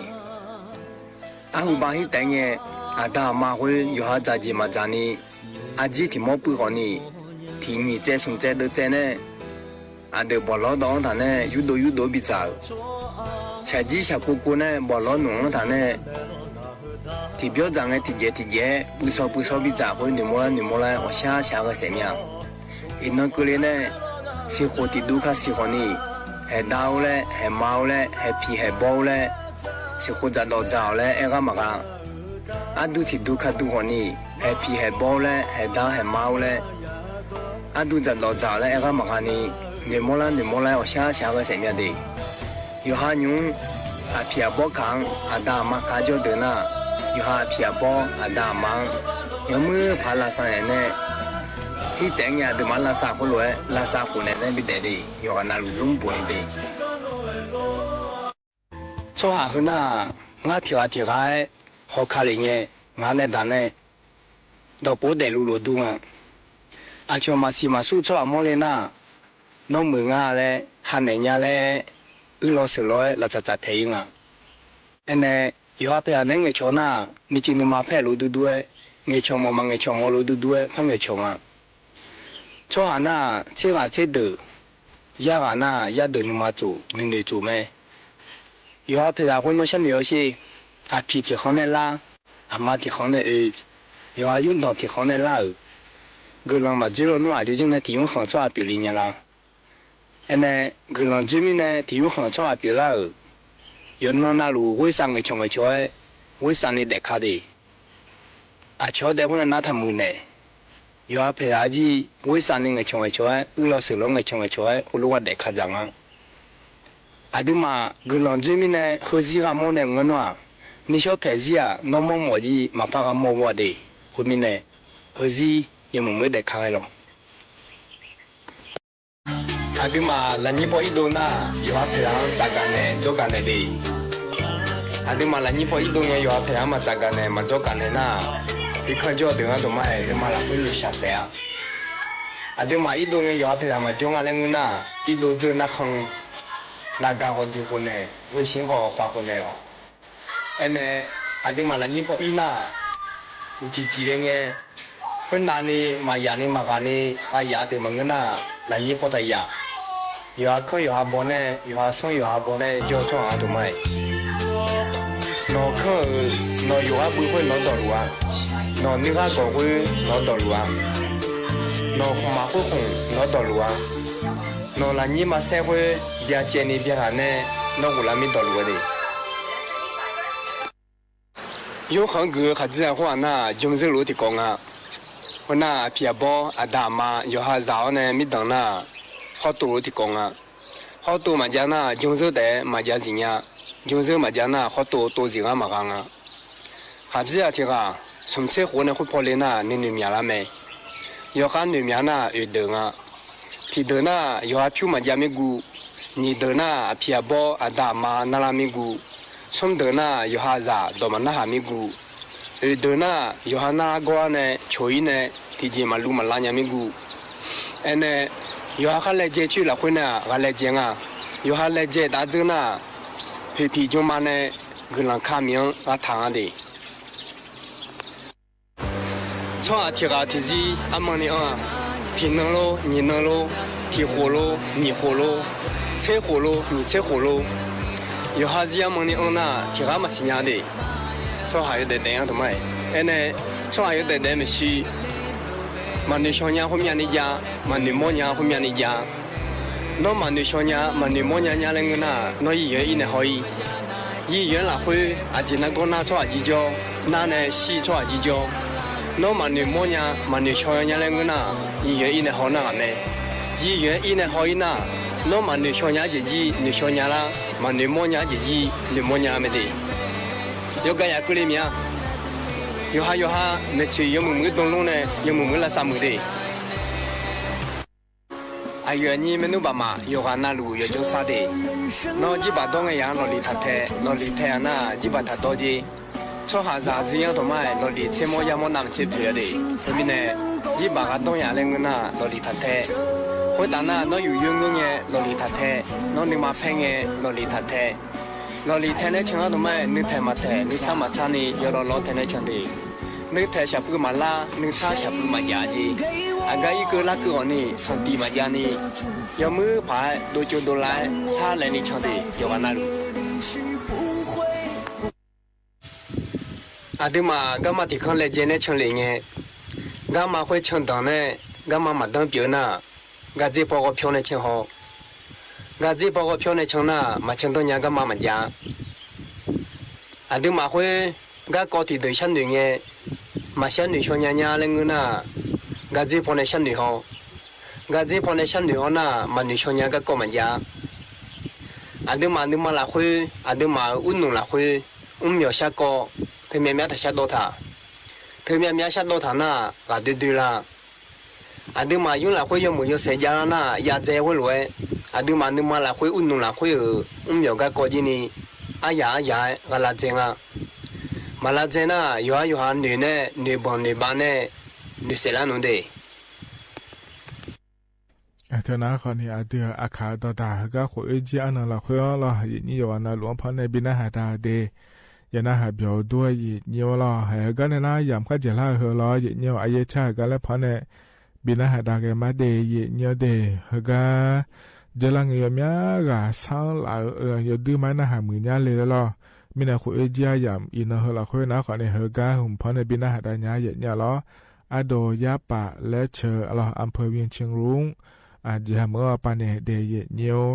เฮก้าหมู่อายามฮาเจล่าล้อพอบินหาดาเนี่ยอายามเจียนะขอเนี่ยขออิมาล้อยวันเราอุจิเมเดทกาเนี่ยอาคารนึกสอล้อเนี่ยราคาแช่ตานี้ทัวแล้วเนี่ยเราโคสุดโดเลยอายามเราคือลองงานเนี่ยอายุเชมือนเนี่ยนาลีแย่ล้านเนี่ยวัวหลังเกินนี่ล้อที่ขอรู้แล้วพัฒน์จุฬามาเดก็อีมาเดอุดุธรรมะ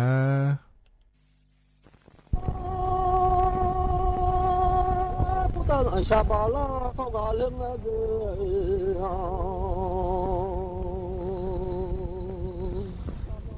แล้วนี่ชาบาลาเขาก็แล้วนี่ชานามา有呀路啊人啊，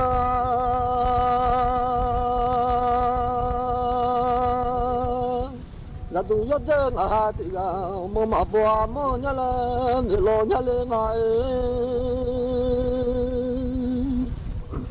我妈妈说，这个你弄嘛哎。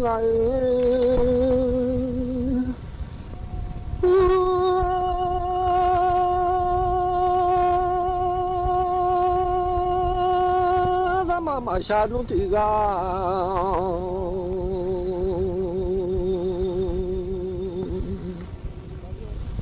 那你嘛就来伢啦，阿不阿达巴嘞，就啦伢吼，阿妈妈啦达巴嘞用啊，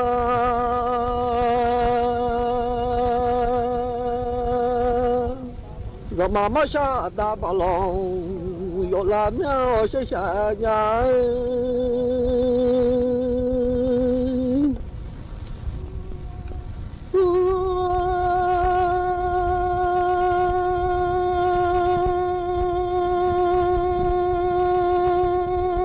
要做的说，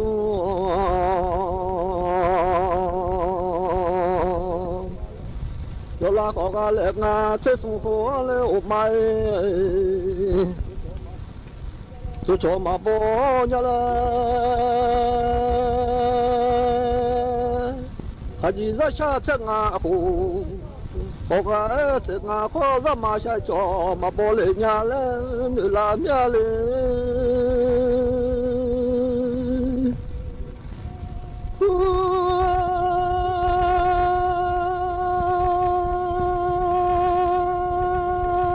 看侬那拍的可么忙呀喏。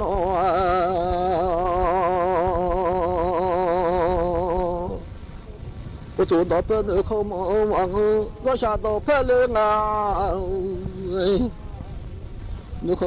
忙呀了。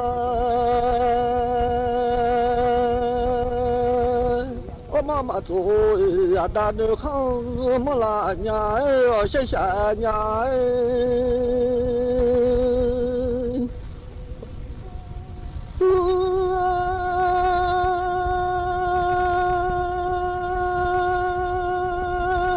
妈妈下路啊，大的看。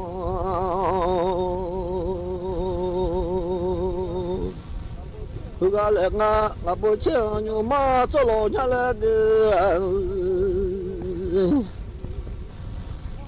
不是请你妈做啊，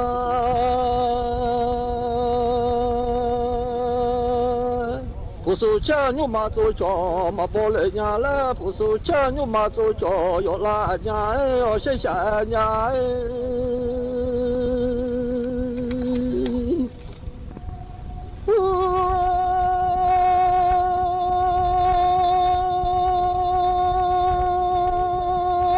tôi ngày sẽ đo ngày lá lên mưa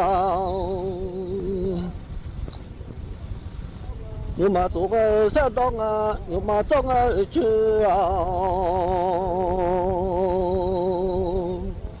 người bỏ thằng ngày lên ngày cho xã hội yêu phải nhà lá lên họ tại xã hội yêu nhau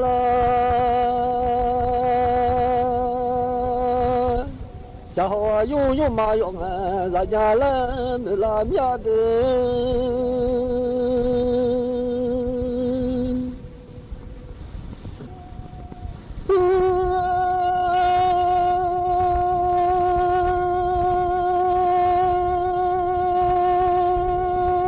xã hội yêu lo nuôi yêu mà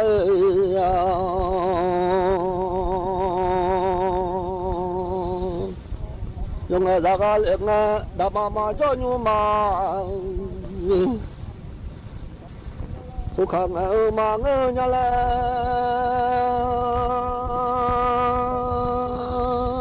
cái mà cho nu nhưng mà khó khăn là nhà lẽ để lo nhà lẽ ngày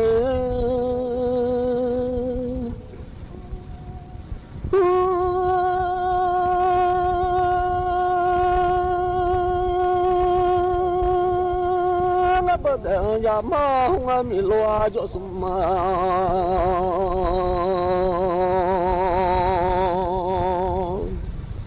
de ya ma hunga le nga jo so de ya ma u cho ma po ya la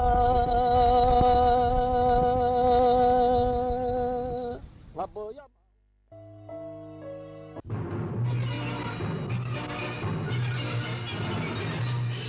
สถานีวิทยุกระจายเสียงแห่งประเทศไทยและเครือข่ายทั่วประเทศเสนอข่าวต้นชั่วโมงรู้เร็วรู้จริงเกาะติดทุกสถานการณ์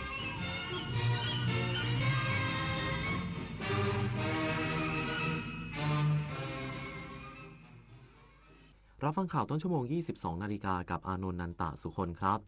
กรุงเทพมหานครใช้ระบบกล้อง AI เชื่อมโยงข้อมูลกับฝ่ายความมั่นคงดูแลป้องกันเหตุสาธารณภัยโดยเฉพาะพื้นที่จัดงานเค้าดาวและสวดมนต์ข้ามปีอีกสักครู่กลับมาติดตามรายละเอียดครับเมื่อปีเก่ากำลังจะผ่านไปและปีใหม่กำลังจะเข้ามาให้ทุกความเหนื่อยล้ากลายเป็นพลังให้ทุกความหวังกลายเป็นความจริงเริ่มต้นปีใหม่ด้วยรอยยิ้มความสุขและกำลังใจดีๆจากคนรอบข้างสวัสดีปีใหม่ อยากให้ปีนี้เป็นปีที่ดีที่สุดของคุณและคนที่คุณรัก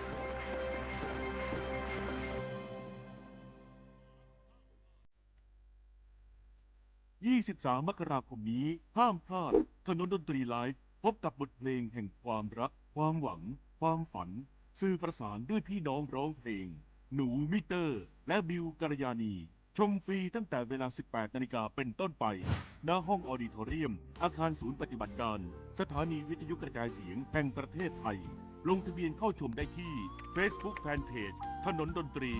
เรายังเป็นนักเดินทางโลกออนไลน์เปิดโอกาสให้เราเรียนรู้สร้างสรรค์และเชื่อมต่อกันได้ไม่สิ้นสุดแต่ทุกคลิกก็มีความเสี่ยงอย่าลงเชื่อข้อมูลที่ไม่ตรวจสอบอย่าแชร์โดยไม่คิดและอย่าลืมเคารพสิทธิ์ของผู้อื่นใช้สื่ออย่างมีสติสร้างสรรค์สิ่งดีปลอดภัยทุกการเชื่อมต่อรู้เท่าทันสื่อรู้เท่าทันข้อมูลสร้างสังคมออนไลน์ที่น่าอยู่ไปด้วยกัน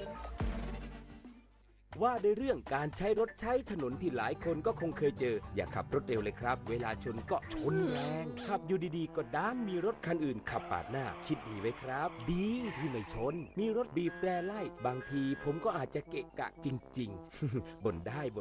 แต่ก็ใจเย็นไว้ครับตรงไหนมีป้ายห้ามขับเร็วก็แค่ผ่อนคันเร่งรักษากฎจราจรปลอดภัยไว้ก่อนความคิดดีจังหนูชอบผมก็ชอบนะป้าก็ชอบแม่ชอบจังขับรถมีน้ำใจรักษาวินัยจราจรใครๆก็ชอบกรุงเทพมหานครใช้ระบบกล้อง AI เชื่อมโยงข้อมูลกับฝ่ายความมั่นคงเพื่อดูแลป้องกันเหตุสาธารณภัยโดยเฉพาะพื้นที่จัดงานเข้าดาวน์และสวดมนต์ข้ามปีอย่างใกล้ชิดนายชัชชาติ สิทธิพันธ์ผู้ว่าราชการกรุงเทพมหานครตรวจเยี่ยมและรับฟังรายงานสถานการณ์จากที่ประชุมกองอำนวยการป้องกันและบรรเทาสาธารณภัยกรุงเทพมหานครซึ่งที่ประชุมมีข้อสั่งการให้ทุกหน่วยงานเฝ้าระวังพื้นที่จุดเสี่ยงซึ่งเป็นสถานที่จัดงานเค้าดาวน์ 14 แห่งและสถานที่สวดมนต์ข้ามปี 7 แห่งโดยใช้ระบบกล้อง AI เพื่อติดตามสถานการณ์และเชื่อมโยงข้อมูลกับฝ่ายความมั่นคงอย่างใกล้ชิดด้านจุดบริการนักท่องเที่ยวให้พิจารณาปรับเวลาการให้บริการให้สอดคล้องกับช่วงเทศกาลที่ประชาชนและนักท่องเที่ยวต่างชาติจะออกมาทำกิจกรรมในช่วงค่ำมากกว่าปกติทางนี้ขอให้ประชาชนวางแผนการเดินทางช่วงปีใหม่ให้ดีหากพาเด็กไปในจุดจัดงานที่มีคนหนาแน่นให้เขียนชื่อและเบอร์ติดต่อติดตัวเด็กเพื่อป้องกันการพลัดหลงเฉลิมฉลองอย่างมีสติดื่มไม่ขับและระมัดระวังอัคคีภัยเนื่องจากสภาพอากาศแห้งนอกจากนี้ขอให้ระมัดระวังสัตว์เลี้ยงที่อาจตกใจจากเสียงพลุดูแลปิดประตูให้มิดชิดป้องกันการพลัดหลงและผู้ขับขี่ควรระมัดระวังสัตว์ด้วย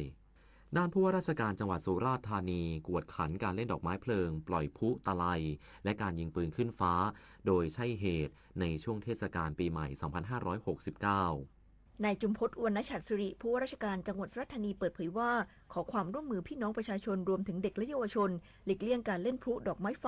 ซึ่งอาจก่อให้เกิดอันตรายต่อชีวิตและทรัพย์สินรวมถึงยังเป็นสาเหตุสำคัญของการเกิดอัคคีภัยทั้งนี้การจุดหรือปล่อยพลุตะไลโคมลอยหรือวัตถุที่มีคล้ายคลึงกันหรือลักษณะคล้ายคลึงกันต้องได้รับการอนุญาตจากท้องที่และดำเนินการในพื้นที่ที่ได้รับอนุญาตเท่านั้นนอกจากนี้การใช้อาวุธปืนยิงขึ้นฟ้าถือเป็นการกระทำที่ผิดกฎหมายผู้ฝ่าฝืนมีความผิดและมีโทษสูงตามกฎหมายจึงขอให้ประชาชนให้ความร่วมมืออย่างเคร่งครัดเพื่อความปลอดภัยและความสงบเรียบร้อยอ่อนปวี วงศ์วชิราสวท สุราษฎร์ธานีรายงานกกต.สรุปตัวเลขผู้สมัครสสแบบแบ่งเขตเลือกตั้งจำนวน 3,526 คนส่วนสสแบบบัญชีรายชื่อจาก57พรรคการเมืองรวม 1,570 คนและเสนอแคนดิเดตนายกรัฐมนตรี94คนจะประกาศรายชื่อในวันที่7มกราคม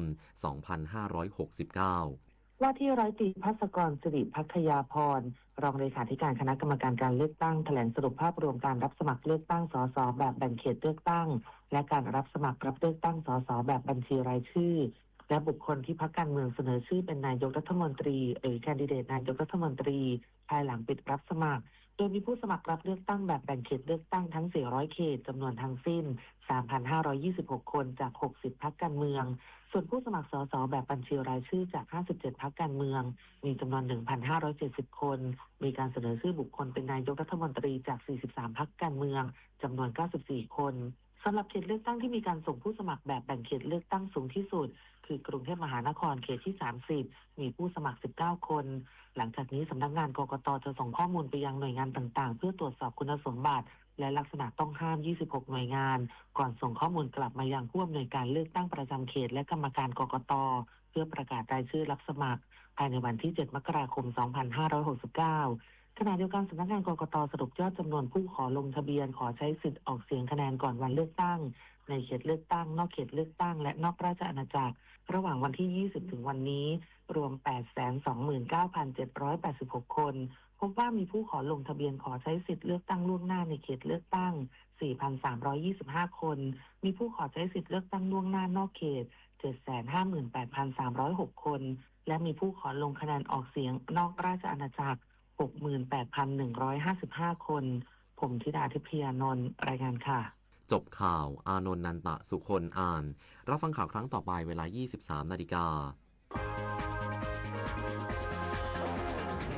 ติดตามข่าวที่นำเสนอไปแล้วได้ที่ www.thainews.prd.go.th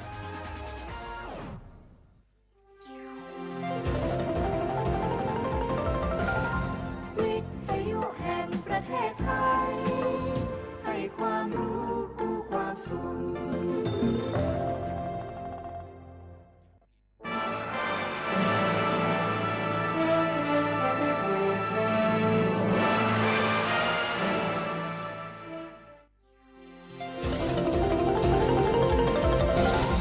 วิทยุแห่งประเทศไทย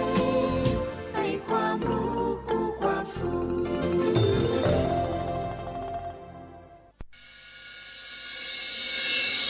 สถานีวิทยุกระจายเสียงแห่งประเทศไทยจังหวัดเชียงใหม่ AM 1476 กิโลเฮิรตซ์สถานีวิทยุภาคภาษาชาติพันธุ์แห่งเดียวในประเทศไทย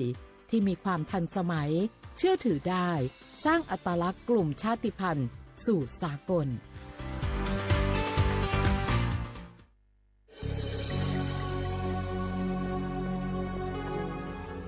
เกิดเป็นคนไทยเติบโตบนผืนแผ่นดินไทยจงภูมิใจในความเป็นไทยชาติไทยเรานั้นนับเป็นชาติที่มีความเป็นมาเก่าแก่ยาวนานเรามีภาษาวัฒนธรรมและมีสิ่งต่างๆที่เป็นเอกลักษณ์ให้เราได้ภาคภูมิใจในความเป็นคนไทยเราควรเห็นคุณค่าและมีความรักชาติหวงแหนแผ่นดินอันเป็นมรดกของบรรพชน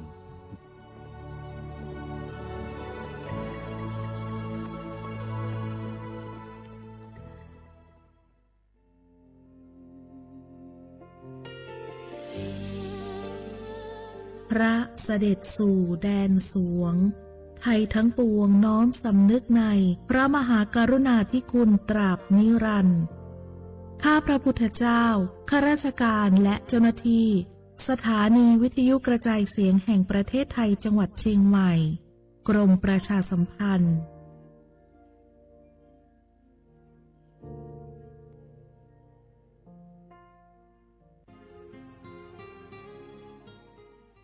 This is a moment of profound grief for the Kingdom of Thailand. We,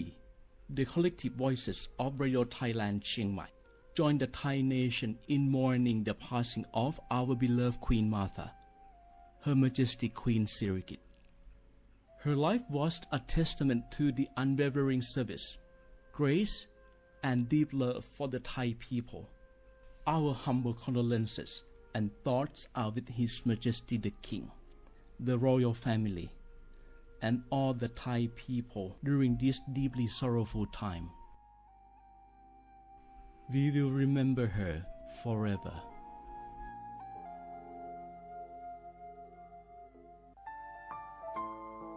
เฮาข้าพี่น้องเจ้าคือไตมีตั้งหม่องเจออันเจ้านางหอคำสมเด็จพระนางเจ้าสิริกิติ์พระบรมราชินีนาถพระบรมราชชนนีพันปีหลวงเลยเข้าสวนหมักฮักคำนนเพกว่าย้อนสู้เก่าตึงปันเฮาวิเย็นขวัญเงาเจ้าเฮาขาฮอดถึงตีสุคติกัดเย็นเสกำเฮาขาพี่น้องก้นคือไต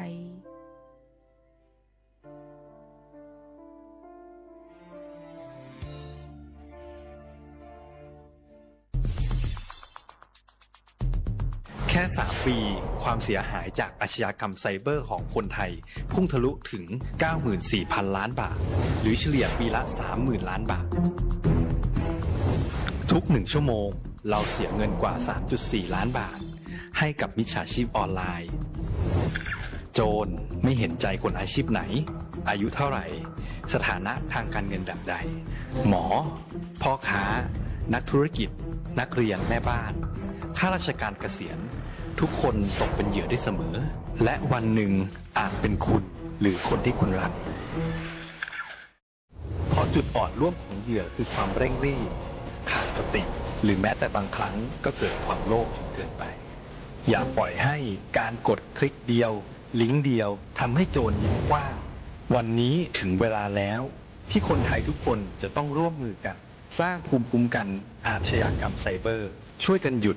ก่อนที่ภัยไซเบอร์จะทำให้คนที่คุณรักและตัวคุณเองกลายเป็นเหยื่อ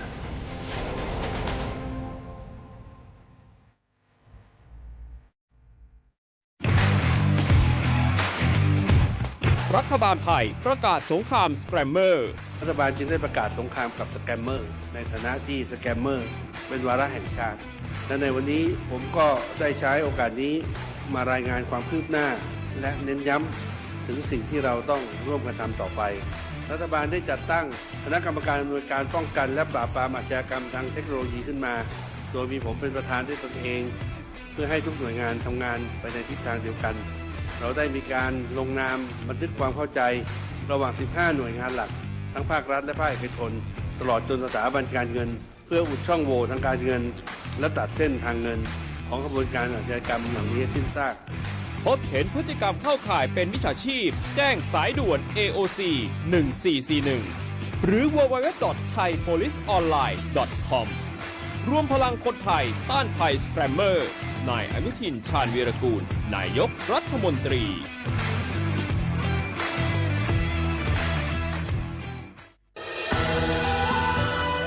จากศาลากลางจังหวัดน่านหลังเก่าพัฒนาสู่การเป็นศูนย์การเรียนรู้นันทศิษย์ป่าคารโดยมูลนิธิรักป่าน่านนับเป็นพระมหากรุณาธิคุณที่สมเด็จพระกนิษฐาธิราชเจ้ากรมสมเด็จพระเทพรัตนราชสุดาสยามบรมราชกุมารีได้พระราชทานนามนันทศิษย์ป่าคารอันหมายถึงอาคารแห่งความรู้ทุกแขนงของจังหวัดน่านภายในประกอบด้วยห้องนิทรรศการเฉลิมพระเกียรติรัชกาลที่ 9 แสดงพระราชประวัติและพระราชกรณียกิจของพระผู้ทรงเป็นพลังแห่งแผ่นดินและต้นแบบของความเพียรรถพระที่นั่งอนุสรณ์แห่งการเสด็จเยี่ยมราษฎรในถิ่นทุรกันดารทั่วทุกภูมิภาคของไทยพิพิธภัณฑ์ศาลากลางจังหวัดน่านความทรงจำของอาคารหลังเก่าและการอนุรักษ์สิ่งสำคัญของเมืองน่านเทคโนโลยีกับมนุษย์จุดประกายความคิดสร้างสรรค์สู่การสร้างนวัตกรรมในอนาคตน่านซิมูเลชันแนวทางจัดการขยะที่ยั่งยืนเพื่อตระหนักถึงผลกระทบต่อสังคมเศรษฐกิจและสิ่งแวดล้อมห้องสมบัติน่านย้อนรอยสู่อดีตและความรุ่งเรืองของนครน่านผ่านเงินตราเครื่องเงินและผ้าทองเปิดให้เข้าชมฟรีไม่มีค่าใช้จ่ายตั้งแต่เวลา 9 นาฬิกาถึง 17 นาฬิกาหยุดทุกวันจันทร์และวันนักขัตฤกษ์มาร่วมอนุรักษ์สืบสานสร้างสรรค์ศิลปะวัฒนธรรมและวิทยาศาสตร์ของเมืองน่านคุณค่าที่น่าภาคภูมิใจ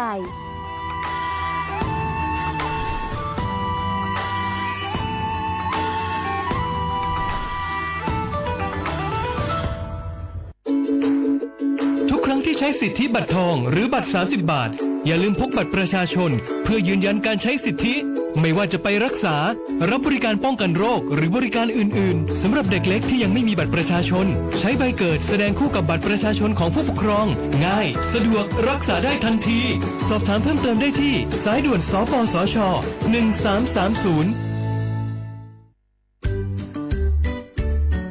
รักชาติไทยใส่ใจโลกนี่คำขวัญวันเด็กปีนี้นี่นาแล้วเราจะไปเล่นเต้นเที่ยวที่ไหนกันดีอะมาที่นี่เลยจ้าสถานีวิทยุกระจายเสียงแห่งประเทศไทยจังหวัดเชียงใหม่ขอเชิญน้องๆหนูๆร่วมงานวันเด็กแห่งชาติประจำปี 2569 ในวันเสาร์ที่ 10 มกราคม 2569 เวลาตั้งแต่ 8 โมงเช้าจนถึงเที่ยงกิจกรรมตอบคำถามเล่นเกมลุ้นรับของรางวัลมากมายแล้วพบกันนะคะ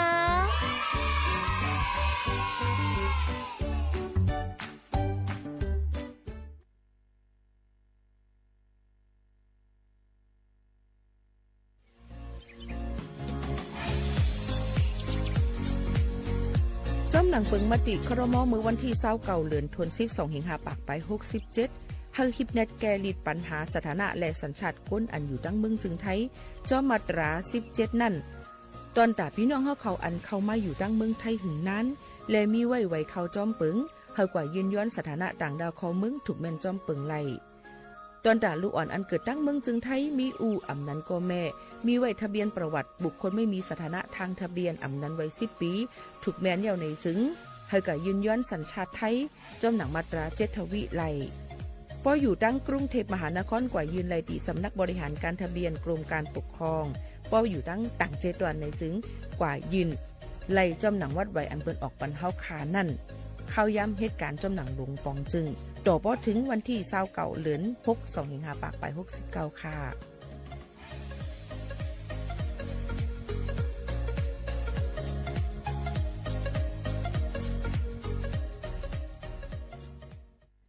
พี่น้องเขาสนใจใครปืนเผาผ่านตั้งห้องเปิดเซ็งสวทเก้งใหม่ปั่นตั้งหูห่มปาดังมีดังซื้อถ่อมแจ้งแล้งหลีกว่าไก่ในปืนตีเจดอนเก้งใหม่กับสืบมาไลดีสวทเก้งใหม่หมายฟ้น053-276-068และ092-246-8579จ่องหู้คาหือก้อนโมก้อนไฟอันเผาอยู่ตีกลางป่างนั่นอ่ำเลยหายกว่าตั้งเลยมันเตเป็นฝุ่น PM 2.5 สีขึ้นมาเฮ็ดให้ป้ายอยู่ลีเฮาคาขึ้นในคาออลองลดย่อมปัญหาจังไหนในอ่ำหยาบค่ะเงื่องแวอ่ำเผายุกยักเหมือไม่ต้นเยือต้นเข้ากับในให้ในสวนเฮาเปลี่ยนมากองไว้จ้อมกันเสเฮ็ดเป็นฝุ่นสภาวะอ่ำนั้นแจกแผ่ยุกยักเธอมันปอดถูกเมียนอีกป้าดังห่มมือกันฟังด้วยไฟไหม้ป่าเถินเฮาขาดถูกดีเลยผูกต้นไม้น้ำเพิ่มปันปืนตีสีเขียวเฮ็ดเฮาจันล้มเสียนสายตาเฮากูก็เลยตั้งมุงมองเฮาลีเสฐานหน้ากอกับสืบปืนเผาตี3กรมประชาสัมพันธ์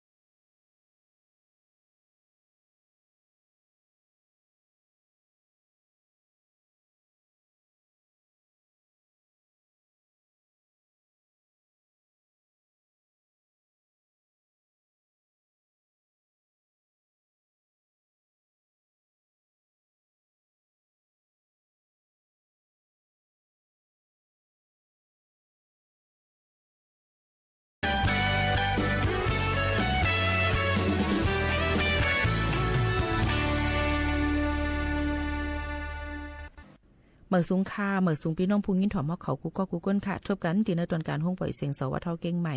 AM 147เฮากิโลเฮิรตซ์ค่ะในวันมื้อในพบทบจอมกันถึงมาในวันพุธที่31เหลือนถวน12 2เหงปลาย25ปีได้2ให้1ปากปลาย20ปีก็จ่า1เหง3ปากไป87คู่เป็นมาเหลือนกำเหมอ12คำพอถึงมาแล้วย้อนเฮาปอไม่ปีๆน้องๆเขามีดังซื้อเจอกันในวันลือการตีเลยสิมากกว่าเลยไปเลยก็ให้รถพี่เขียนกันถ่อมด้วยข่าวเงาให้คิดตั้นกันกูก็กูก้นสิฝากเตือนถึงปอไม่พี่น้องเขากูก็กูก้นอยู่ค่ะ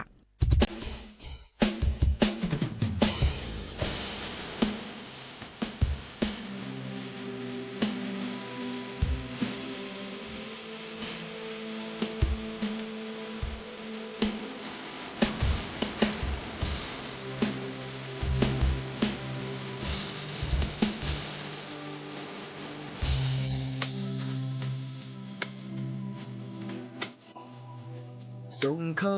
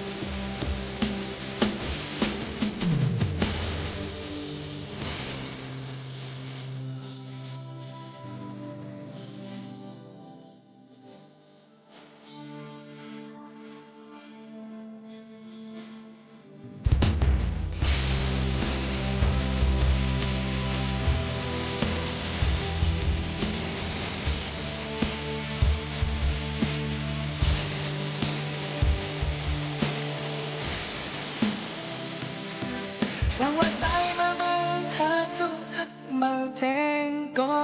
นางน้องยังไปหูโต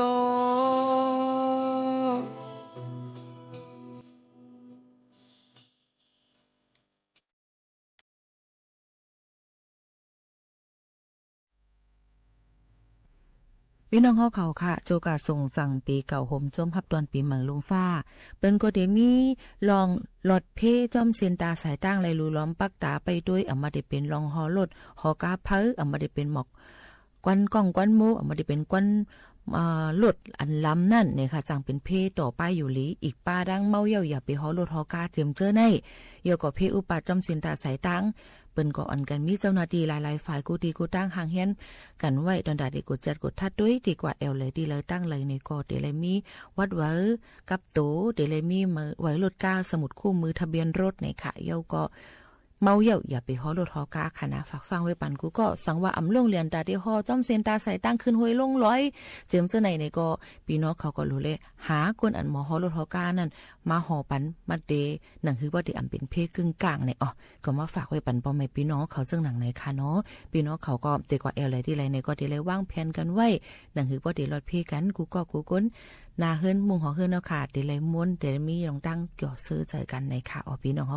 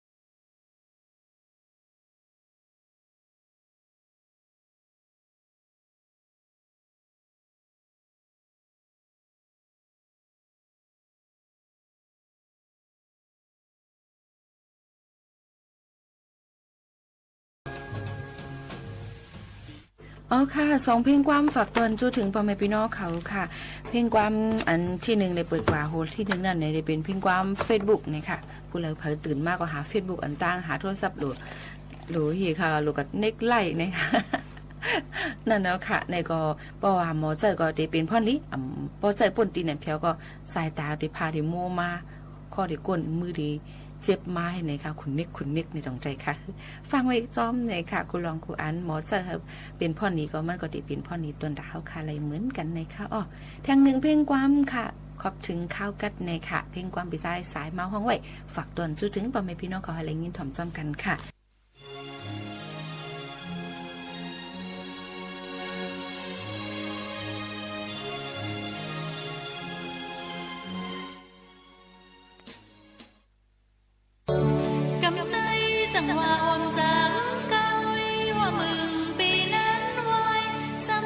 ให้น้องให้ดื้อลืมน้องไปลืมย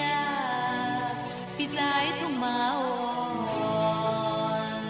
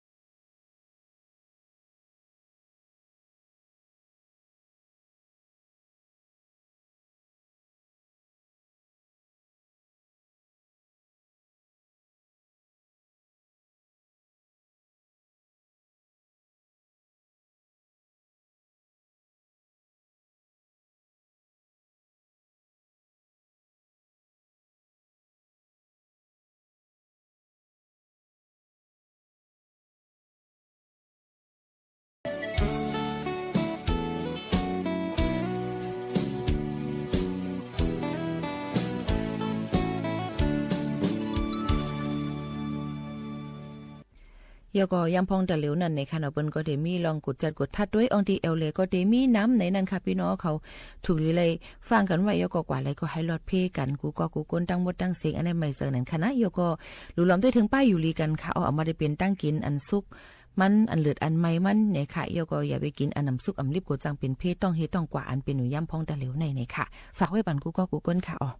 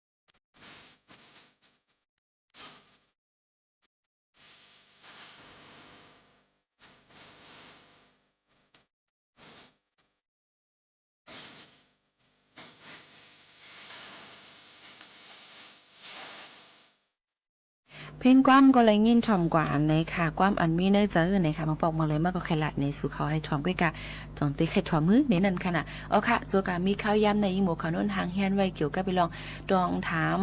ครูใจฟ้าเขาลาดเกี่ยวกับไปลองกาขันข้าวย้ำในนั้นค่ะเอา10ยินถ่อมด้วยให้เป็นปื้นหูตั้งหันพี่น้องเขาในวันเหมือนในค่ะ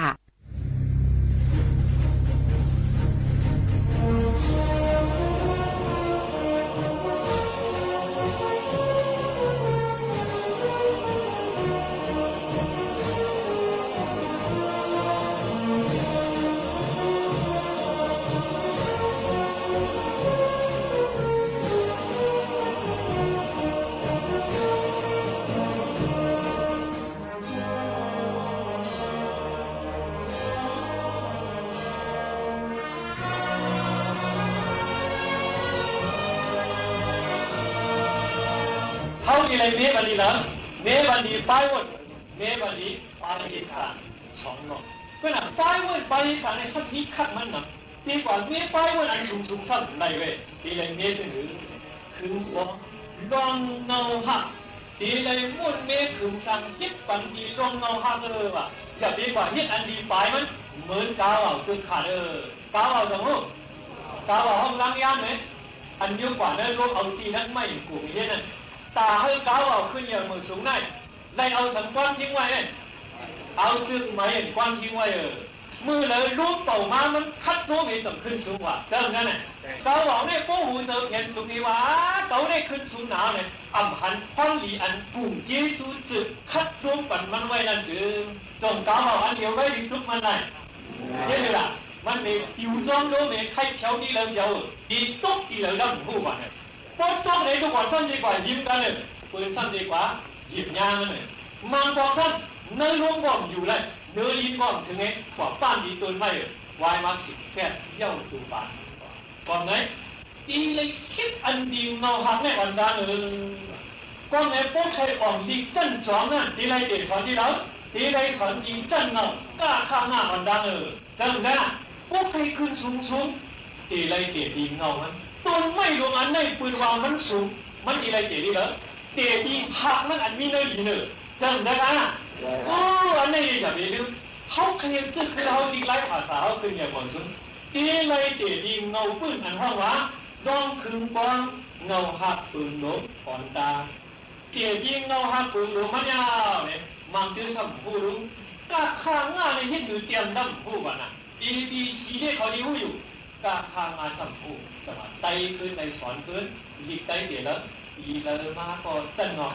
ปีเลยมาก่อนจันหนอปีหน้ามาก่อนจันหนอก็เนี่ยจันหนอก็เตี๋ยวที่เตี๋ยวนิดมือเลยก็ทำขึ้นจันสูงมากเลยในก็จงเด็ดเย็นลงขึ้นอย่างหน่อยสูงทำดีก่อนเนี่ยตั้งเตี๋ยเงาหักจืดตีเลยมีบ้านเนาะดีที่ใส่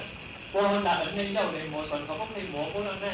พอเรื่องหนึ่งในสองมันก็โป๊กมุ่งมันก็ใส่ผามันก็ตั้งนั้นดูคัดซ้อมันเองปืนไว้เนาะอีไรบ้านลองทำอย่างนี้ขึ้นอย่างลองเอง因为ลองเห็นสีอ่ะลองเห็นตอนเอาสีอ่ะมันก็สังเกตว่าจะถือเนี่ยที่เมืองไทยเนี่ยเขาเห็นลองต้องทำพวกกว่าทางคือก่อนใจเนื้อหนึ่งปักเนี่ย30 ใบ5ก็เลยเขาว่าเขาขาอับตันว่าหรือเปล่าเขาขาอับตันก็เนี่ยลงขึ้นอย่างเมืองสูงเนี่ยที่เขียนลงมันน่ะที่เรื่องการเขียนนั้นอันตีมายากเขามาในว่าหรือเขาขาอับตันนั่นสังขารว่าเป็นอยู่นั่นโมสันยิ่งโมสันแรกเนี่ยว่าในเขาแบบเป็นบางทุกคนเขาตันอับมันการสุกหนานะแต่เรื่องการเขียนอย่างเมืองสูงเนี่ยมันตันลงว่าอับตันนั่นก็เป็นนะปีนคิดลงกายากเขาตั้งขึ้นอย่างเนาะก็ในอันว่าอันตั้งเนลงมันว่ามันตั้งนั่นก็ปีนตั้งคิดลงกายขึ้นอย่างมันสูงควรเขาเนี่ยตั้งเนื้อนั่นมานะที่ว่าคืออะไรที่ว่ามันก็ว่ามันตั้งว่ะมันก็สมัครตั้งเพราะนั้นมีการเจอใครขึ้นอย่างมันสูงจริงตาดีเลยคิดการยึดอันเด็ดคิดอันเท่าที่ใครขึ้นอย่างนั้นตีเลยมีปัญลกจำตามันผมเจอ1 วันในนี้หลายชั่วโมง24 ชั่วโมง24 ชั่วโมงเนี่ยถอนแก่1 วันดัง1 คืนเนี่ยนอนอยู่ดังวันดังคืนไหนคนไหนวันก็ไปเรื่องไหนข เข้ากลางคืนเบียดเข้าไปรับสิงนั่นอีนอนหลายโมงไหมครับ8 โมงแสดงถอนเบียด8 โมงอีขึ้นหลายโมงกันเลย16 โมง16 โมงกันเลยอันก็อยู่16 โมงเนี่ยรับสิงหาเลี้ยงไว้อะเลี้ยงบ่ดีรับสิงบ่ดีใน16 โมงเนี่ยสักดีสักเนี่ยข้าวกินข้าวดีไว้หลายโมงเลยนั่นซุปนาอาบน้ำกินข้าวใช่ไหมการอันหรือเนี่ยแต่เอาไป4 ชั่วโมงไหนก่อนนะ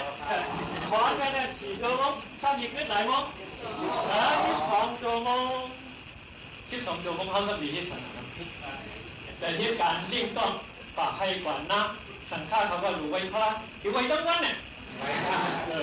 สุภาพให้เอาการเนื้อตัวการคำนี้ตั้ง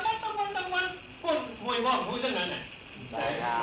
ข้าวยำข้าว4 ชั่วโมงเนี่ยรับสิ่งที่หลายวะ12 โมงเขาทำก็ขิงกันสั่นสู่ขึ้นสัญญาสู่วันสัญญาก็ขิงไม่สั่นสู่วันสัญญาสู่ขึ้นสัญญาใช่ไหม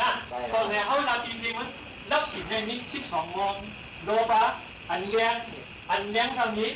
12 โมงอันในห้องว่ากลางวันอันในทำห้องว่ากลางคืนกันนะก็ไหนคิดการก็ดีให้เช้า4 ชั่วโมงแต่นอนอยู่ว่าดีนอน12 ชั่วโมงแต่จะปั่นลงจากเผาเจอไตสูงพวกใครปีนก้นเคยอย่ามาสูงไหนว่าข้าวนอนข้าวกินข้าวกว่าข้าวไปข้าวลุกคิดการสิอะไรข้าวดิบดินฝาเอาดินไว้ไปเท่าก็เย่าหนุ่มก็เย่านะดินสังฆาก็เย่าดินก้นยิ่งก็เย่าอยู่วันมันก็เย่าอยู่ที่นี่อ่ะดีเลยไว้ปันสังก็ไม่เคยอย่ามาสูงแน่ข้าวยำดิบเย็นอันนี้อย่างนะข้าวยำดิบเย็นเนี่ยดีเลยไว้นั่งรอบยำไปดีกว่าป้อมตั้งการเราดีเลยเย็นข้าวเหรอกลางวันเนี่ยกลางวันตั้งดิบเย็นหูคำเนี่ยหูคำตั้งดิบเย็นกลางคำเนี่ยกลางคำตั้งเนี่ยเย็นนี้กลางเลยเจ้านามึงไปเลี้ยงเนี่ยดีไหมอ่ะดูเขาไว้บริษัทข้าวยำตาดิบเย็นอะไรต้องไว้เลยข้าวยำตาดิบเย็นเนี่ยปีนปืนรู้มั้ยน่ะพวกเขามีข้าวยำเปียกเนียนนี่คิดจนข้าวยำเจ้าคือข้าวยำเขาดินพอดีถึงขึ้นเยอะมาสูงเนี่ยดินไปเขาได้ดิมาชัวร์มาชัวร์พวกมีข้าวยำตาดิบเย็นจนลงยำ1 วันนี่เยอะกว่า1 วันนี่เนี่ยการสอนปีญาไหนว่าเหมือนเก็บมัดเสือโบกมัดต่อหูตัวเล็กแบบนั้นนะมัดเขามิ้นเขาให้เขานั่นตัวเล็กเก็บมัดในเสือโบกเจียวเตียมเนี่ยน้ำเตียมไว้หนาจับดีก่อนเก็บเสือที่ดิ๊กช่างอย่างนี้วันมันเปลี่ยนออกมานะเพราะเสือเตียมเนี่ยวันหนึ่งเช้าเปลี่ยนมาอยู่ต่างหากตานี้คืนเยอะหมดสูงนะปืนลงมาในปีนิสานข้าวยำตาเดียเพียนนายดีเลยนี้บันดีแล้วเนื้อการเขาวันเลยวันนั่นเนื้อว่ะดูเลยนี้บันกวนว่ะแต่วันนี้ตัวเขาคงดูคนเขาในผู้ว่าเกิดเป็นคนมนเป็นทางมาย่อในก่อตั้งอันว่าเธอนั้นผู้ว่าตุดสอนมาเย้ายิงเลยทางเธอในเสียคนอีกตัวอีกเธอตั้งหายเอาในไล่จุดไล่ต้มไล่ดื่มกันเสียออกแก่พัดใจอยู่ผู้เจ้าในวันคำอีกผู้เมื่อผู้เข้าไว้อยู่แล้วตั้งโตตั้งเหตุเจอในไว้จังที่เมได้ว่าตัวนี้แต่ว่าใน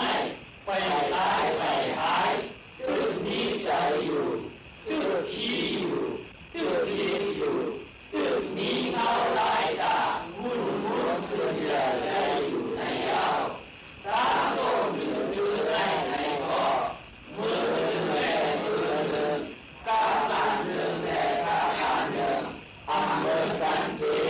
ไล่แก่ลายแก่เปิดมาอยู่จริงๆจอมเลยเปิดห้องอ่านแลตาเห็นผู้เอานั้นอยู่ตอนไหนตาโตยืนตัวเสียพัดใจให้ได้ว่าเป็นการเปิดมากาพันอันนี้บันตัวนี้ใจเขา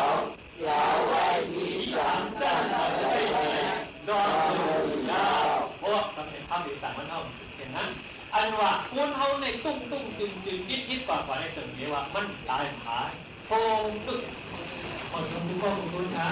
ขอใจขอต่อ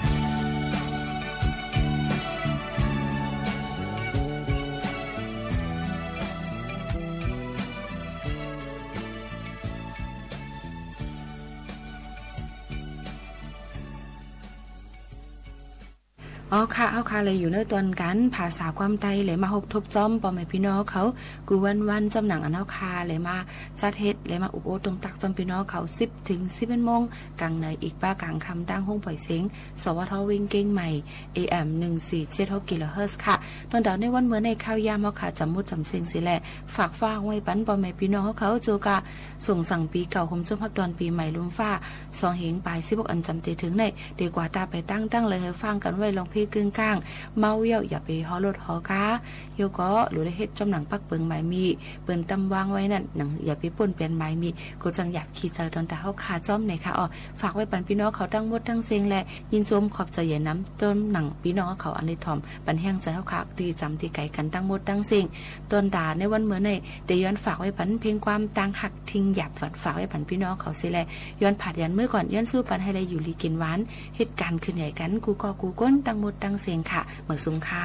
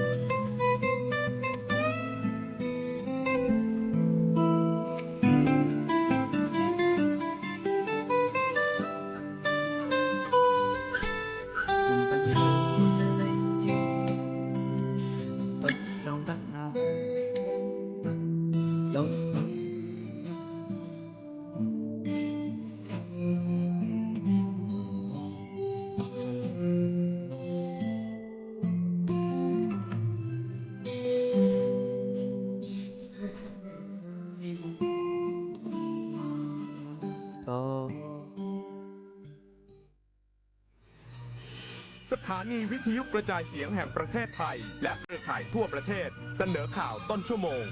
รู้เร็วรู้จริงเกาะติดทุกสถานการณ์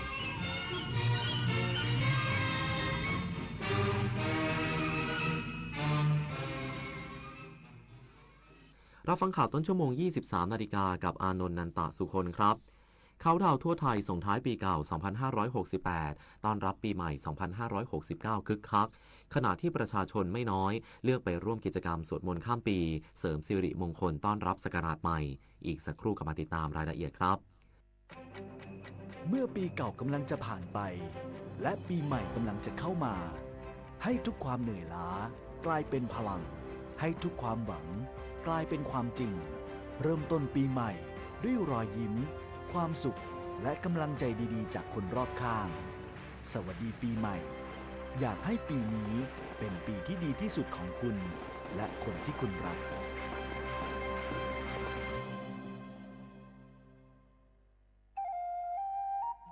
23 มกราคมนี้ห้ามพลาดถนนดนตรีไลฟ์ พบกับบทเพลงแห่งความรัก ความหวัง ความฝัน สื่อประสานด้วยพี่น้องร้องเพลง หนูมิเตอร์ และบิวกัลยาณีชมฟรีตั้งแต่เวลา 18 นาฬิกาเป็นต้นไปณห้องออดิทอเรียม อาคารศูนย์ปฏิบัติการ สถานีวิทยุกระจายเสียงแห่งประเทศไทย ลงทะเบียนเข้าชมได้ที่ Facebook Fanpage ถนนดนตรี เรายังเป็นนักเดินทาง นี่น้องทั้งเมาทั้งง่วงแบบเนี้ยพี่ว่าอย่าขับรถเลยนะ โอ้ยนิดหน่อยครับพี่ใกล้ๆแค่เนี้ยผมขับได้สบายมากครับพี่ว่าอย่าดีกว่านะผมไว้ไปก่อนนะพี่ แค่เสี้ยววินาทีที่ชีวิตของคุณและใครบางคนอาจเปลี่ยนไปเพราะความประมาทเมาง่วงไม่ขับนะคะชีวิตมีค่ากว่าความร้อนใจระวังเพจปลอมขายสินค้าหรือบริการที่ไม่มีอยู่จริงระวังวิดีโอคอลลวงเงินเหยื่อระวังหลอกลงทุนทางผลตอบแทนสูงเพราะวัยไหนอาชีพอะไรก็ตกเป็นเหยื่อของโจรออนไลน์ได้ระวังตัวก่อนคลิกทุกครั้งตั้งคำถามก่อนเชื่อทุกข้อความอย่ารีบจนขาดสติก่อนโอนทุกบาทเจอโจรออนไลน์แจ้งตำรวจไซเบอร์1441ตลอด24ชั่วโมงจำไว้ให้ขึ้นใจรีบโอนโจรยิ้มประชาชนร่วมงานส่งท้ายปีเก่าต้อนรับปีใหม่กันอย่างคึกคักโดยลานหน้าเซ็นทรัลเวิลด์แลนด์มาร์คเคาน์ดาวน์ระดับโลกใจกลางกรุงเทพมหานครเนืองแน่นไปด้วยประชาชนที่มารอร่วมนับถอยหลังสู่ศักราชใหม่โดยงานเซ็นทรัลเวิลด์แบงคอกเคาน์ดาวน์2026 ปีนี้จัดภายใต้แนวคิด A Tribute to Love ที่ตอกย้ำการเป็น Times Square แห่งเอเชียและหมุดหมาย Entertainment ระดับโลกโดยมีการแสดงจากศิลปินที่มีชื่อเสียงและจะมีการแสดงดอกไม้ไฟกว่า 100,000 นัดสำหรับประชาชนที่จะเข้าร่วมกิจกรรมยังสามารถมาได้โดยแนะนำให้ใช้บริการรถโดยสารสาธารณะหรือรถไฟฟ้า BTS และ MRT ซึ่งคืนนี้จะเปิดให้บริการจนถึงเวลา 2 นาฬิกาของวันที่ 1 มกราคม 2569 เพื่ออำนวยความสะดวกประชาชนด้านจังหวัดพะเยาจัดงานพะเยาเคาน์ดาวน์ Flora Fest 2026 แสงแห่งรักพะเยาเทิดพระเกียรติแม่แห่งแผ่นดินอย่างยิ่งใหญ่ณบริเวณลานอนุสาวรีย์พ่อขุนเมืองจังหวัดพะเยามีกิจกรรมปล่อยโคมกว่า500ดวงเพื่อแสดงความอาลัยการแสดงโดรนแปรอักษรเทิดพระเกียรติและมหกรรมคอนเสิร์ตจากศิลปินชื่อดังท่ามกลางสวนดอกไม้นานาพันธุ์หลอดไฟหลากสีและประติมากรรมที่สร้างสรรค์สวยงามกว่าทุกปีขณะที่หลายพื้นที่ทั่วประเทศจัดกิจกรรมสวดมนต์ข้ามปีเสริมสิริมงคลทั่วไทยถวายพระราชกุศลส่งท้ายปีเก่าต้อนรับศักราชใหม่ 2569 โดยในกรุงเทพมหานครที่วัดพระเชตุพนวิมลมังคลารามราชวรวิหารได้จัดกิจกรรมโดยเจ้าประคุณสมเด็จพระมหาธีราจารย์เจ้าอาวาสวัดพระเชตุพนวิมลมังคลารามราชวรวิหารเมตตากล่าวสัมโมทนียกถาธรรมมงคลพรปีใหม่และนำเจริญจิตตภาวนาก่อนจะมีพิธีลั่นคล้องชัย9ครั้งต้อนรับปีใหม่พุทธศักราช 2569 และพระเถรานุเถระเจริญชัยมงคลคาถาประพรมน้ำพระพุทธมนต์ต้อนรับปีใหม่เช่นเดียวกับวัดสระเกตราชวรวิหารหรือวัดภูเขาทองได้จัดกิจกรรมมาตั้งแต่ช่วงเช้าเปิดให้ประชาชนได้สักการะ9มงคลสถานศักดิ์สิทธิ์ของวัดและในช่วงเวลา 21:30 นาทีที่ผ่านมาได้ประกอบพิธีอัญเชิญพระบรมสารีริกธาตุจากบรมบรรพตภูเขาทองไปประดิษฐานณบนดบหน้าพระอุโบสถเพื่อความเป็นสิริมงคลก่อนเริ่มประกอบพิธีเจริญพระพุทธมนต์รับพรปีใหม่เริ่มตั้งแต่เวลา 22:29 นาทีลั่นของชัยมงคลในเวลา 0 นาฬิกาจากนั้นตั้งแต่เวลา 1 นาฬิกาจะมีการสวดมนต์บทอิติปิโส 108 จบประกอบพิธีพุทธาภิเษกพระพุทธมงคลปีใหม่ภายในพระอุโบสถจนสว่างจังหวัดพิษณุโลกจัดกิจกรรมสวดมนต์ข้ามปีเสริมสิริมงคลทั่วไทยถวายพระราชกุศลส่งท้ายปีเก่าต้อนรับศักราชใหม่ 2569 ณ วัดพระศรีรัตนมหาธาตุวรมหาวิหารเพื่อสืบทอดพระพุทธศาสนาและถวายพระราชกุศลแด่พระบาทสมเด็จพระเจ้าอยู่หัวสมเด็จพระราชินีและพระบรมวงศานุวงศ์เสริมสิริมงคลพร้อมสนับสนุนให้ประชาชนนำหลักธรรมเป็นภูมิคุ้มกันชีวิตเช่นเดียวกับจังหวัดตรังที่จัดกิจกรรมเดียวกันโดยมีวัดกว่า40แห่งใน10อำเภอพร้อมใจกันจัดกิจกรรมเพื่อเปิดโอกาสให้ประชาชนได้ร่วมสวดมนต์ณวัดใกล้บ้านพร้อมมีกิจกรรมตักบาตรรับปีใหม่1 มกราคม 2569 เพื่อเสริมสิริมงคลแก่ชีวิตและครอบครัวด้วย ด้านจังหวัดนราธิวาสจัดกิจกรรมสวดมนต์ข้ามปีอาเซียนเสริมสิริมงคลทั่วไทยส่งท้ายปีเก่าต้อนรับปีใหม่ 2569 โดยมีพระสงฆ์พุทธศาสนิกชนและชาวมาเลเซียร่วมงานณวัดชลธาราสิงเหตำบลเจ๊เหอำเภอตากใบเช่นเดียวกับจังหวัดตากจัดกิจกรรมสวดมนต์ข้ามปีอาเซียนตากเมวดีณวัดไทยสามัคคีอำเภอแม่สอดเปิดโอกาสให้พุทธศาสนิกชนไทยเมียนมาร่วมส่งท้ายปีเก่าต้อนรับปีใหม่มุ่งฝึกสมาธิพัฒนาจิตใจและส่งเสริมความสัมพันธ์ความสมานฉันท์ของพุทธศาสนิกชนทุกเชื้อชาติจบข่าวอานนท์นันตสุคนอ่านรับฟังข่าวครั้งต่อไปเวลา 6 นาฬิกาติดตามข่าวที่นำเสนอไปแล้วได้ที่ www.thainews.prd.go.th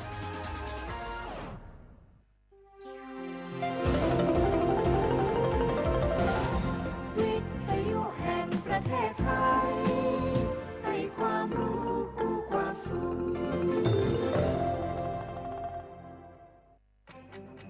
เมื่อปีเก่ากำลังจะผ่านไปและปีใหม่กำลังจะเข้ามาให้ทุกความเหนื่อยล้า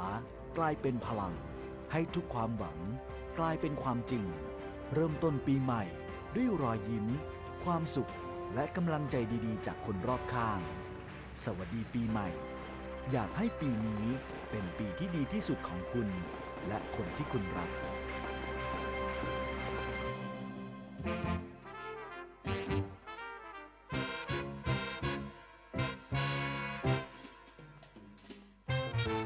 ชื่นชีวิตจิตใจรักคู่หาไทยเราในอารมณ์พี่กับน้องชื่นชมทุกสิ่งเกลียวกล่อมให้รมให้ไทยชื่นในรักฝากคำฟังจิตใจจำน้อมนำกันไปเธอมีฉันมั่นใจเราชื่นช่ำในหรือไทยไม่จางแม้วันไม่สดชื่นแม้คืนจะเปล่าเปลี่ยวรักเธอคนเดียวรื่นรมกลมเกลียวทุกทางแสงเงินไม่สาดส่องแสงทองไม่สุขสว่างรักเรามีทางสดชื่นไม่จางไม่ร้างต่างกันแม้วันไม่สดชื่นแม้คืนจะเปล่าเปลี่ยวรักเธอคนเดียวรื่นรมกลมเกลียวทุกทางแสงเงินไม่สาดส่องแสงทองไม่สุขสว่างรักเรามีทางสดชื่นไม่จางไม่ร้างห่างกันแม้วันไม่ชื่นชีวิตจิตใจรักคู่หาไทยเราในอารมณ์พี่กับน้องชื่นชมทุกสิ่งเกลียวกล่อมให้รมหรือไทยชื่นในรักฝากคำฝันจิตใจจำน้อมนำกันไปเธอมีฉันมั่นใจเราชื่นช่ำในหรือไทยไม่จางแม้วันไม่สดชื่นแม้คืนจะเปล่าเปลี่ยวรักเธอคนเดียวชื่นรมกลมเกลียวทุกทางแสงเงินไม่สาดส่องแสงทองไม่สุขสว่างรักเรามีทางสดชื่นไม่จางไม่ร้างห่างกันรักเธอเสมอมีความในหรือไทยไม่จางรักเธอเสมอมีความในหรือไทยไม่จางรักเธอเสมอมีความรักกันนิรันดรไป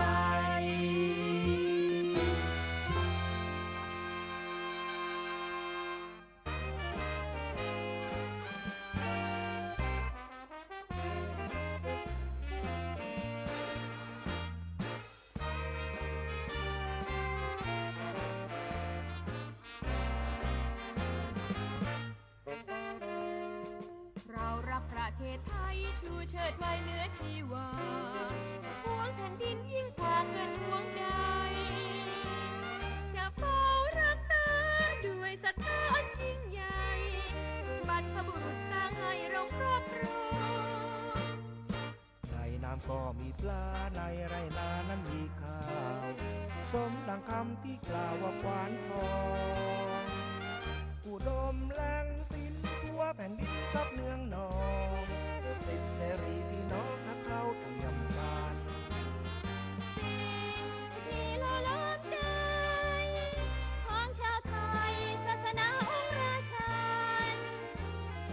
ผ่านไปมานี้บารมีพระทรงทานช่วยป้องกันหมู่มารการร้ายเราวี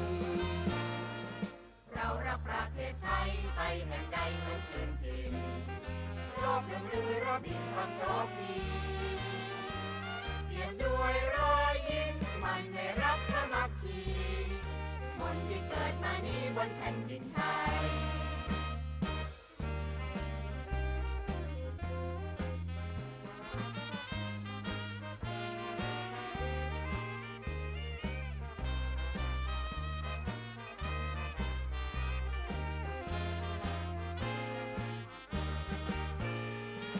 เรารักประเทศไทยชูเชิดไว้เหนือชีวาหวงแผ่นดินยิ่งกว่าเงินหวงใดจะเฝ้ารักษาด้วยศรัทธายิ่งใหญ่บรรพบุรุษสร้างให้เราครอบครองในน้ำก็มีปลาในไรนานั้นมีข้าวสมดังคำที่กล่าวว่าควานทองอุดมแหล่งสินทั่วแผ่นดินครับเนืองนองสิทธิเสรีพี่น้องทัดเท่าเทียมกันที่ละล้นใจของชาวไทยศาสนาองค์ราชันชาติพ้นผ่านไปมานี้บารมีพระทรงกันช่วยป้องกันหมู่มารผ่านร้ายราวีเรารักประเทศไทยไปแห่งใดเหมือนคืนถิ่นโลกยังลือระบิดความโชคดีเปี่ยมด้วยรอยยิ้มมันในรักสามัคคีคนที่เกิดมานี้บนแผ่นดินไทย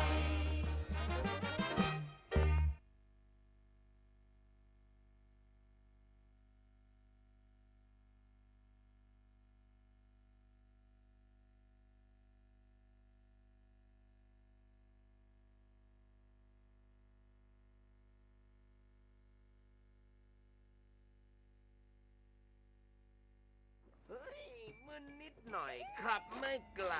ไม่เป็นไรหรอกมั้งประโยคนี้หลายคนชอบบอกกับตัวเองก่อนจะพบว่าเป็นการตัดสินใจที่ผิดเพราะกฎหมายจราจรใหม่เพิ่มโทษหนักเข้มข้นขึ้นภายใน2 ปีหากทำผิดซ้ำข้อหาเมาแล้วขับโทษจำคุกไม่เกิน2 ปีปรับ 50,000 ถึง 100,000 บาทศาลจะลงโทษจำคุกและปรับด้วยเสมอย้ำนะครับเมาขับผิดซ้ำจำคุกไม่อยากเดือดร้อนขับไม่ดื่มดื่มไม่ขับนะครับ ไม่ว่าจะวันไหน เทศกาลอะไร เราอยากให้คุณมีความสุขกับการเดินทางอย่างปลอดภัย แค่เคารพกฎจราจร ใช้รถใช้ถนนด้วยความระมัดระวัง ไม่ขับรถเร็วเกินกว่ากฎหมายกำหนด ดื่มไม่ขับ โทรไม่ขับ สวมหมวกนิรภัย คาดเข็มขัดนิรภัย และมีน้ำใจกับเพื่อนร่วมทาง เพื่อลดความเสี่ยงการเกิดอุบัติเหตุทางถนน ชีวิตวิถีใหม่ ขับขี่อย่างปลอดภัย ไร้อุบัติเหตุ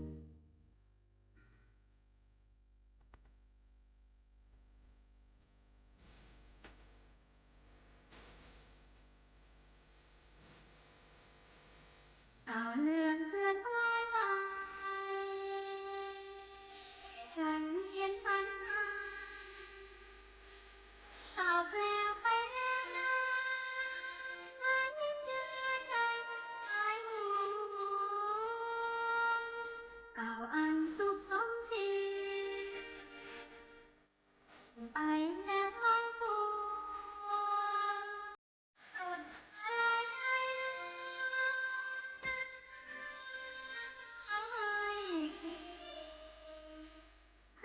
ใครจะสำเริง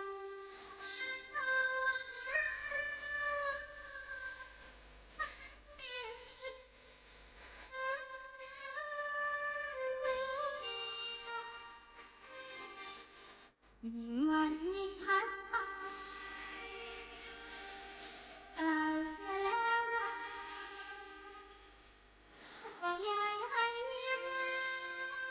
ยังลงเอาให้กันเจ้าอยู่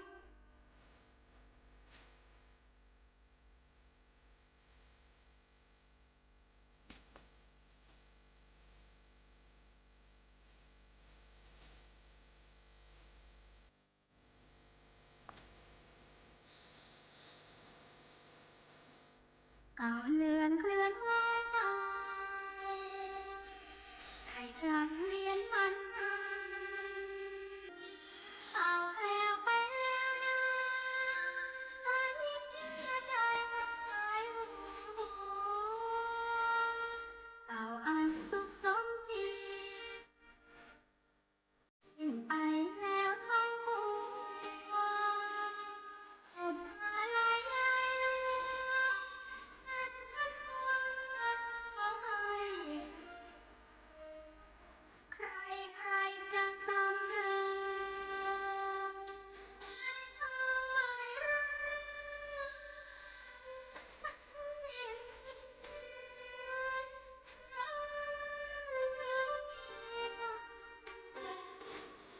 อืม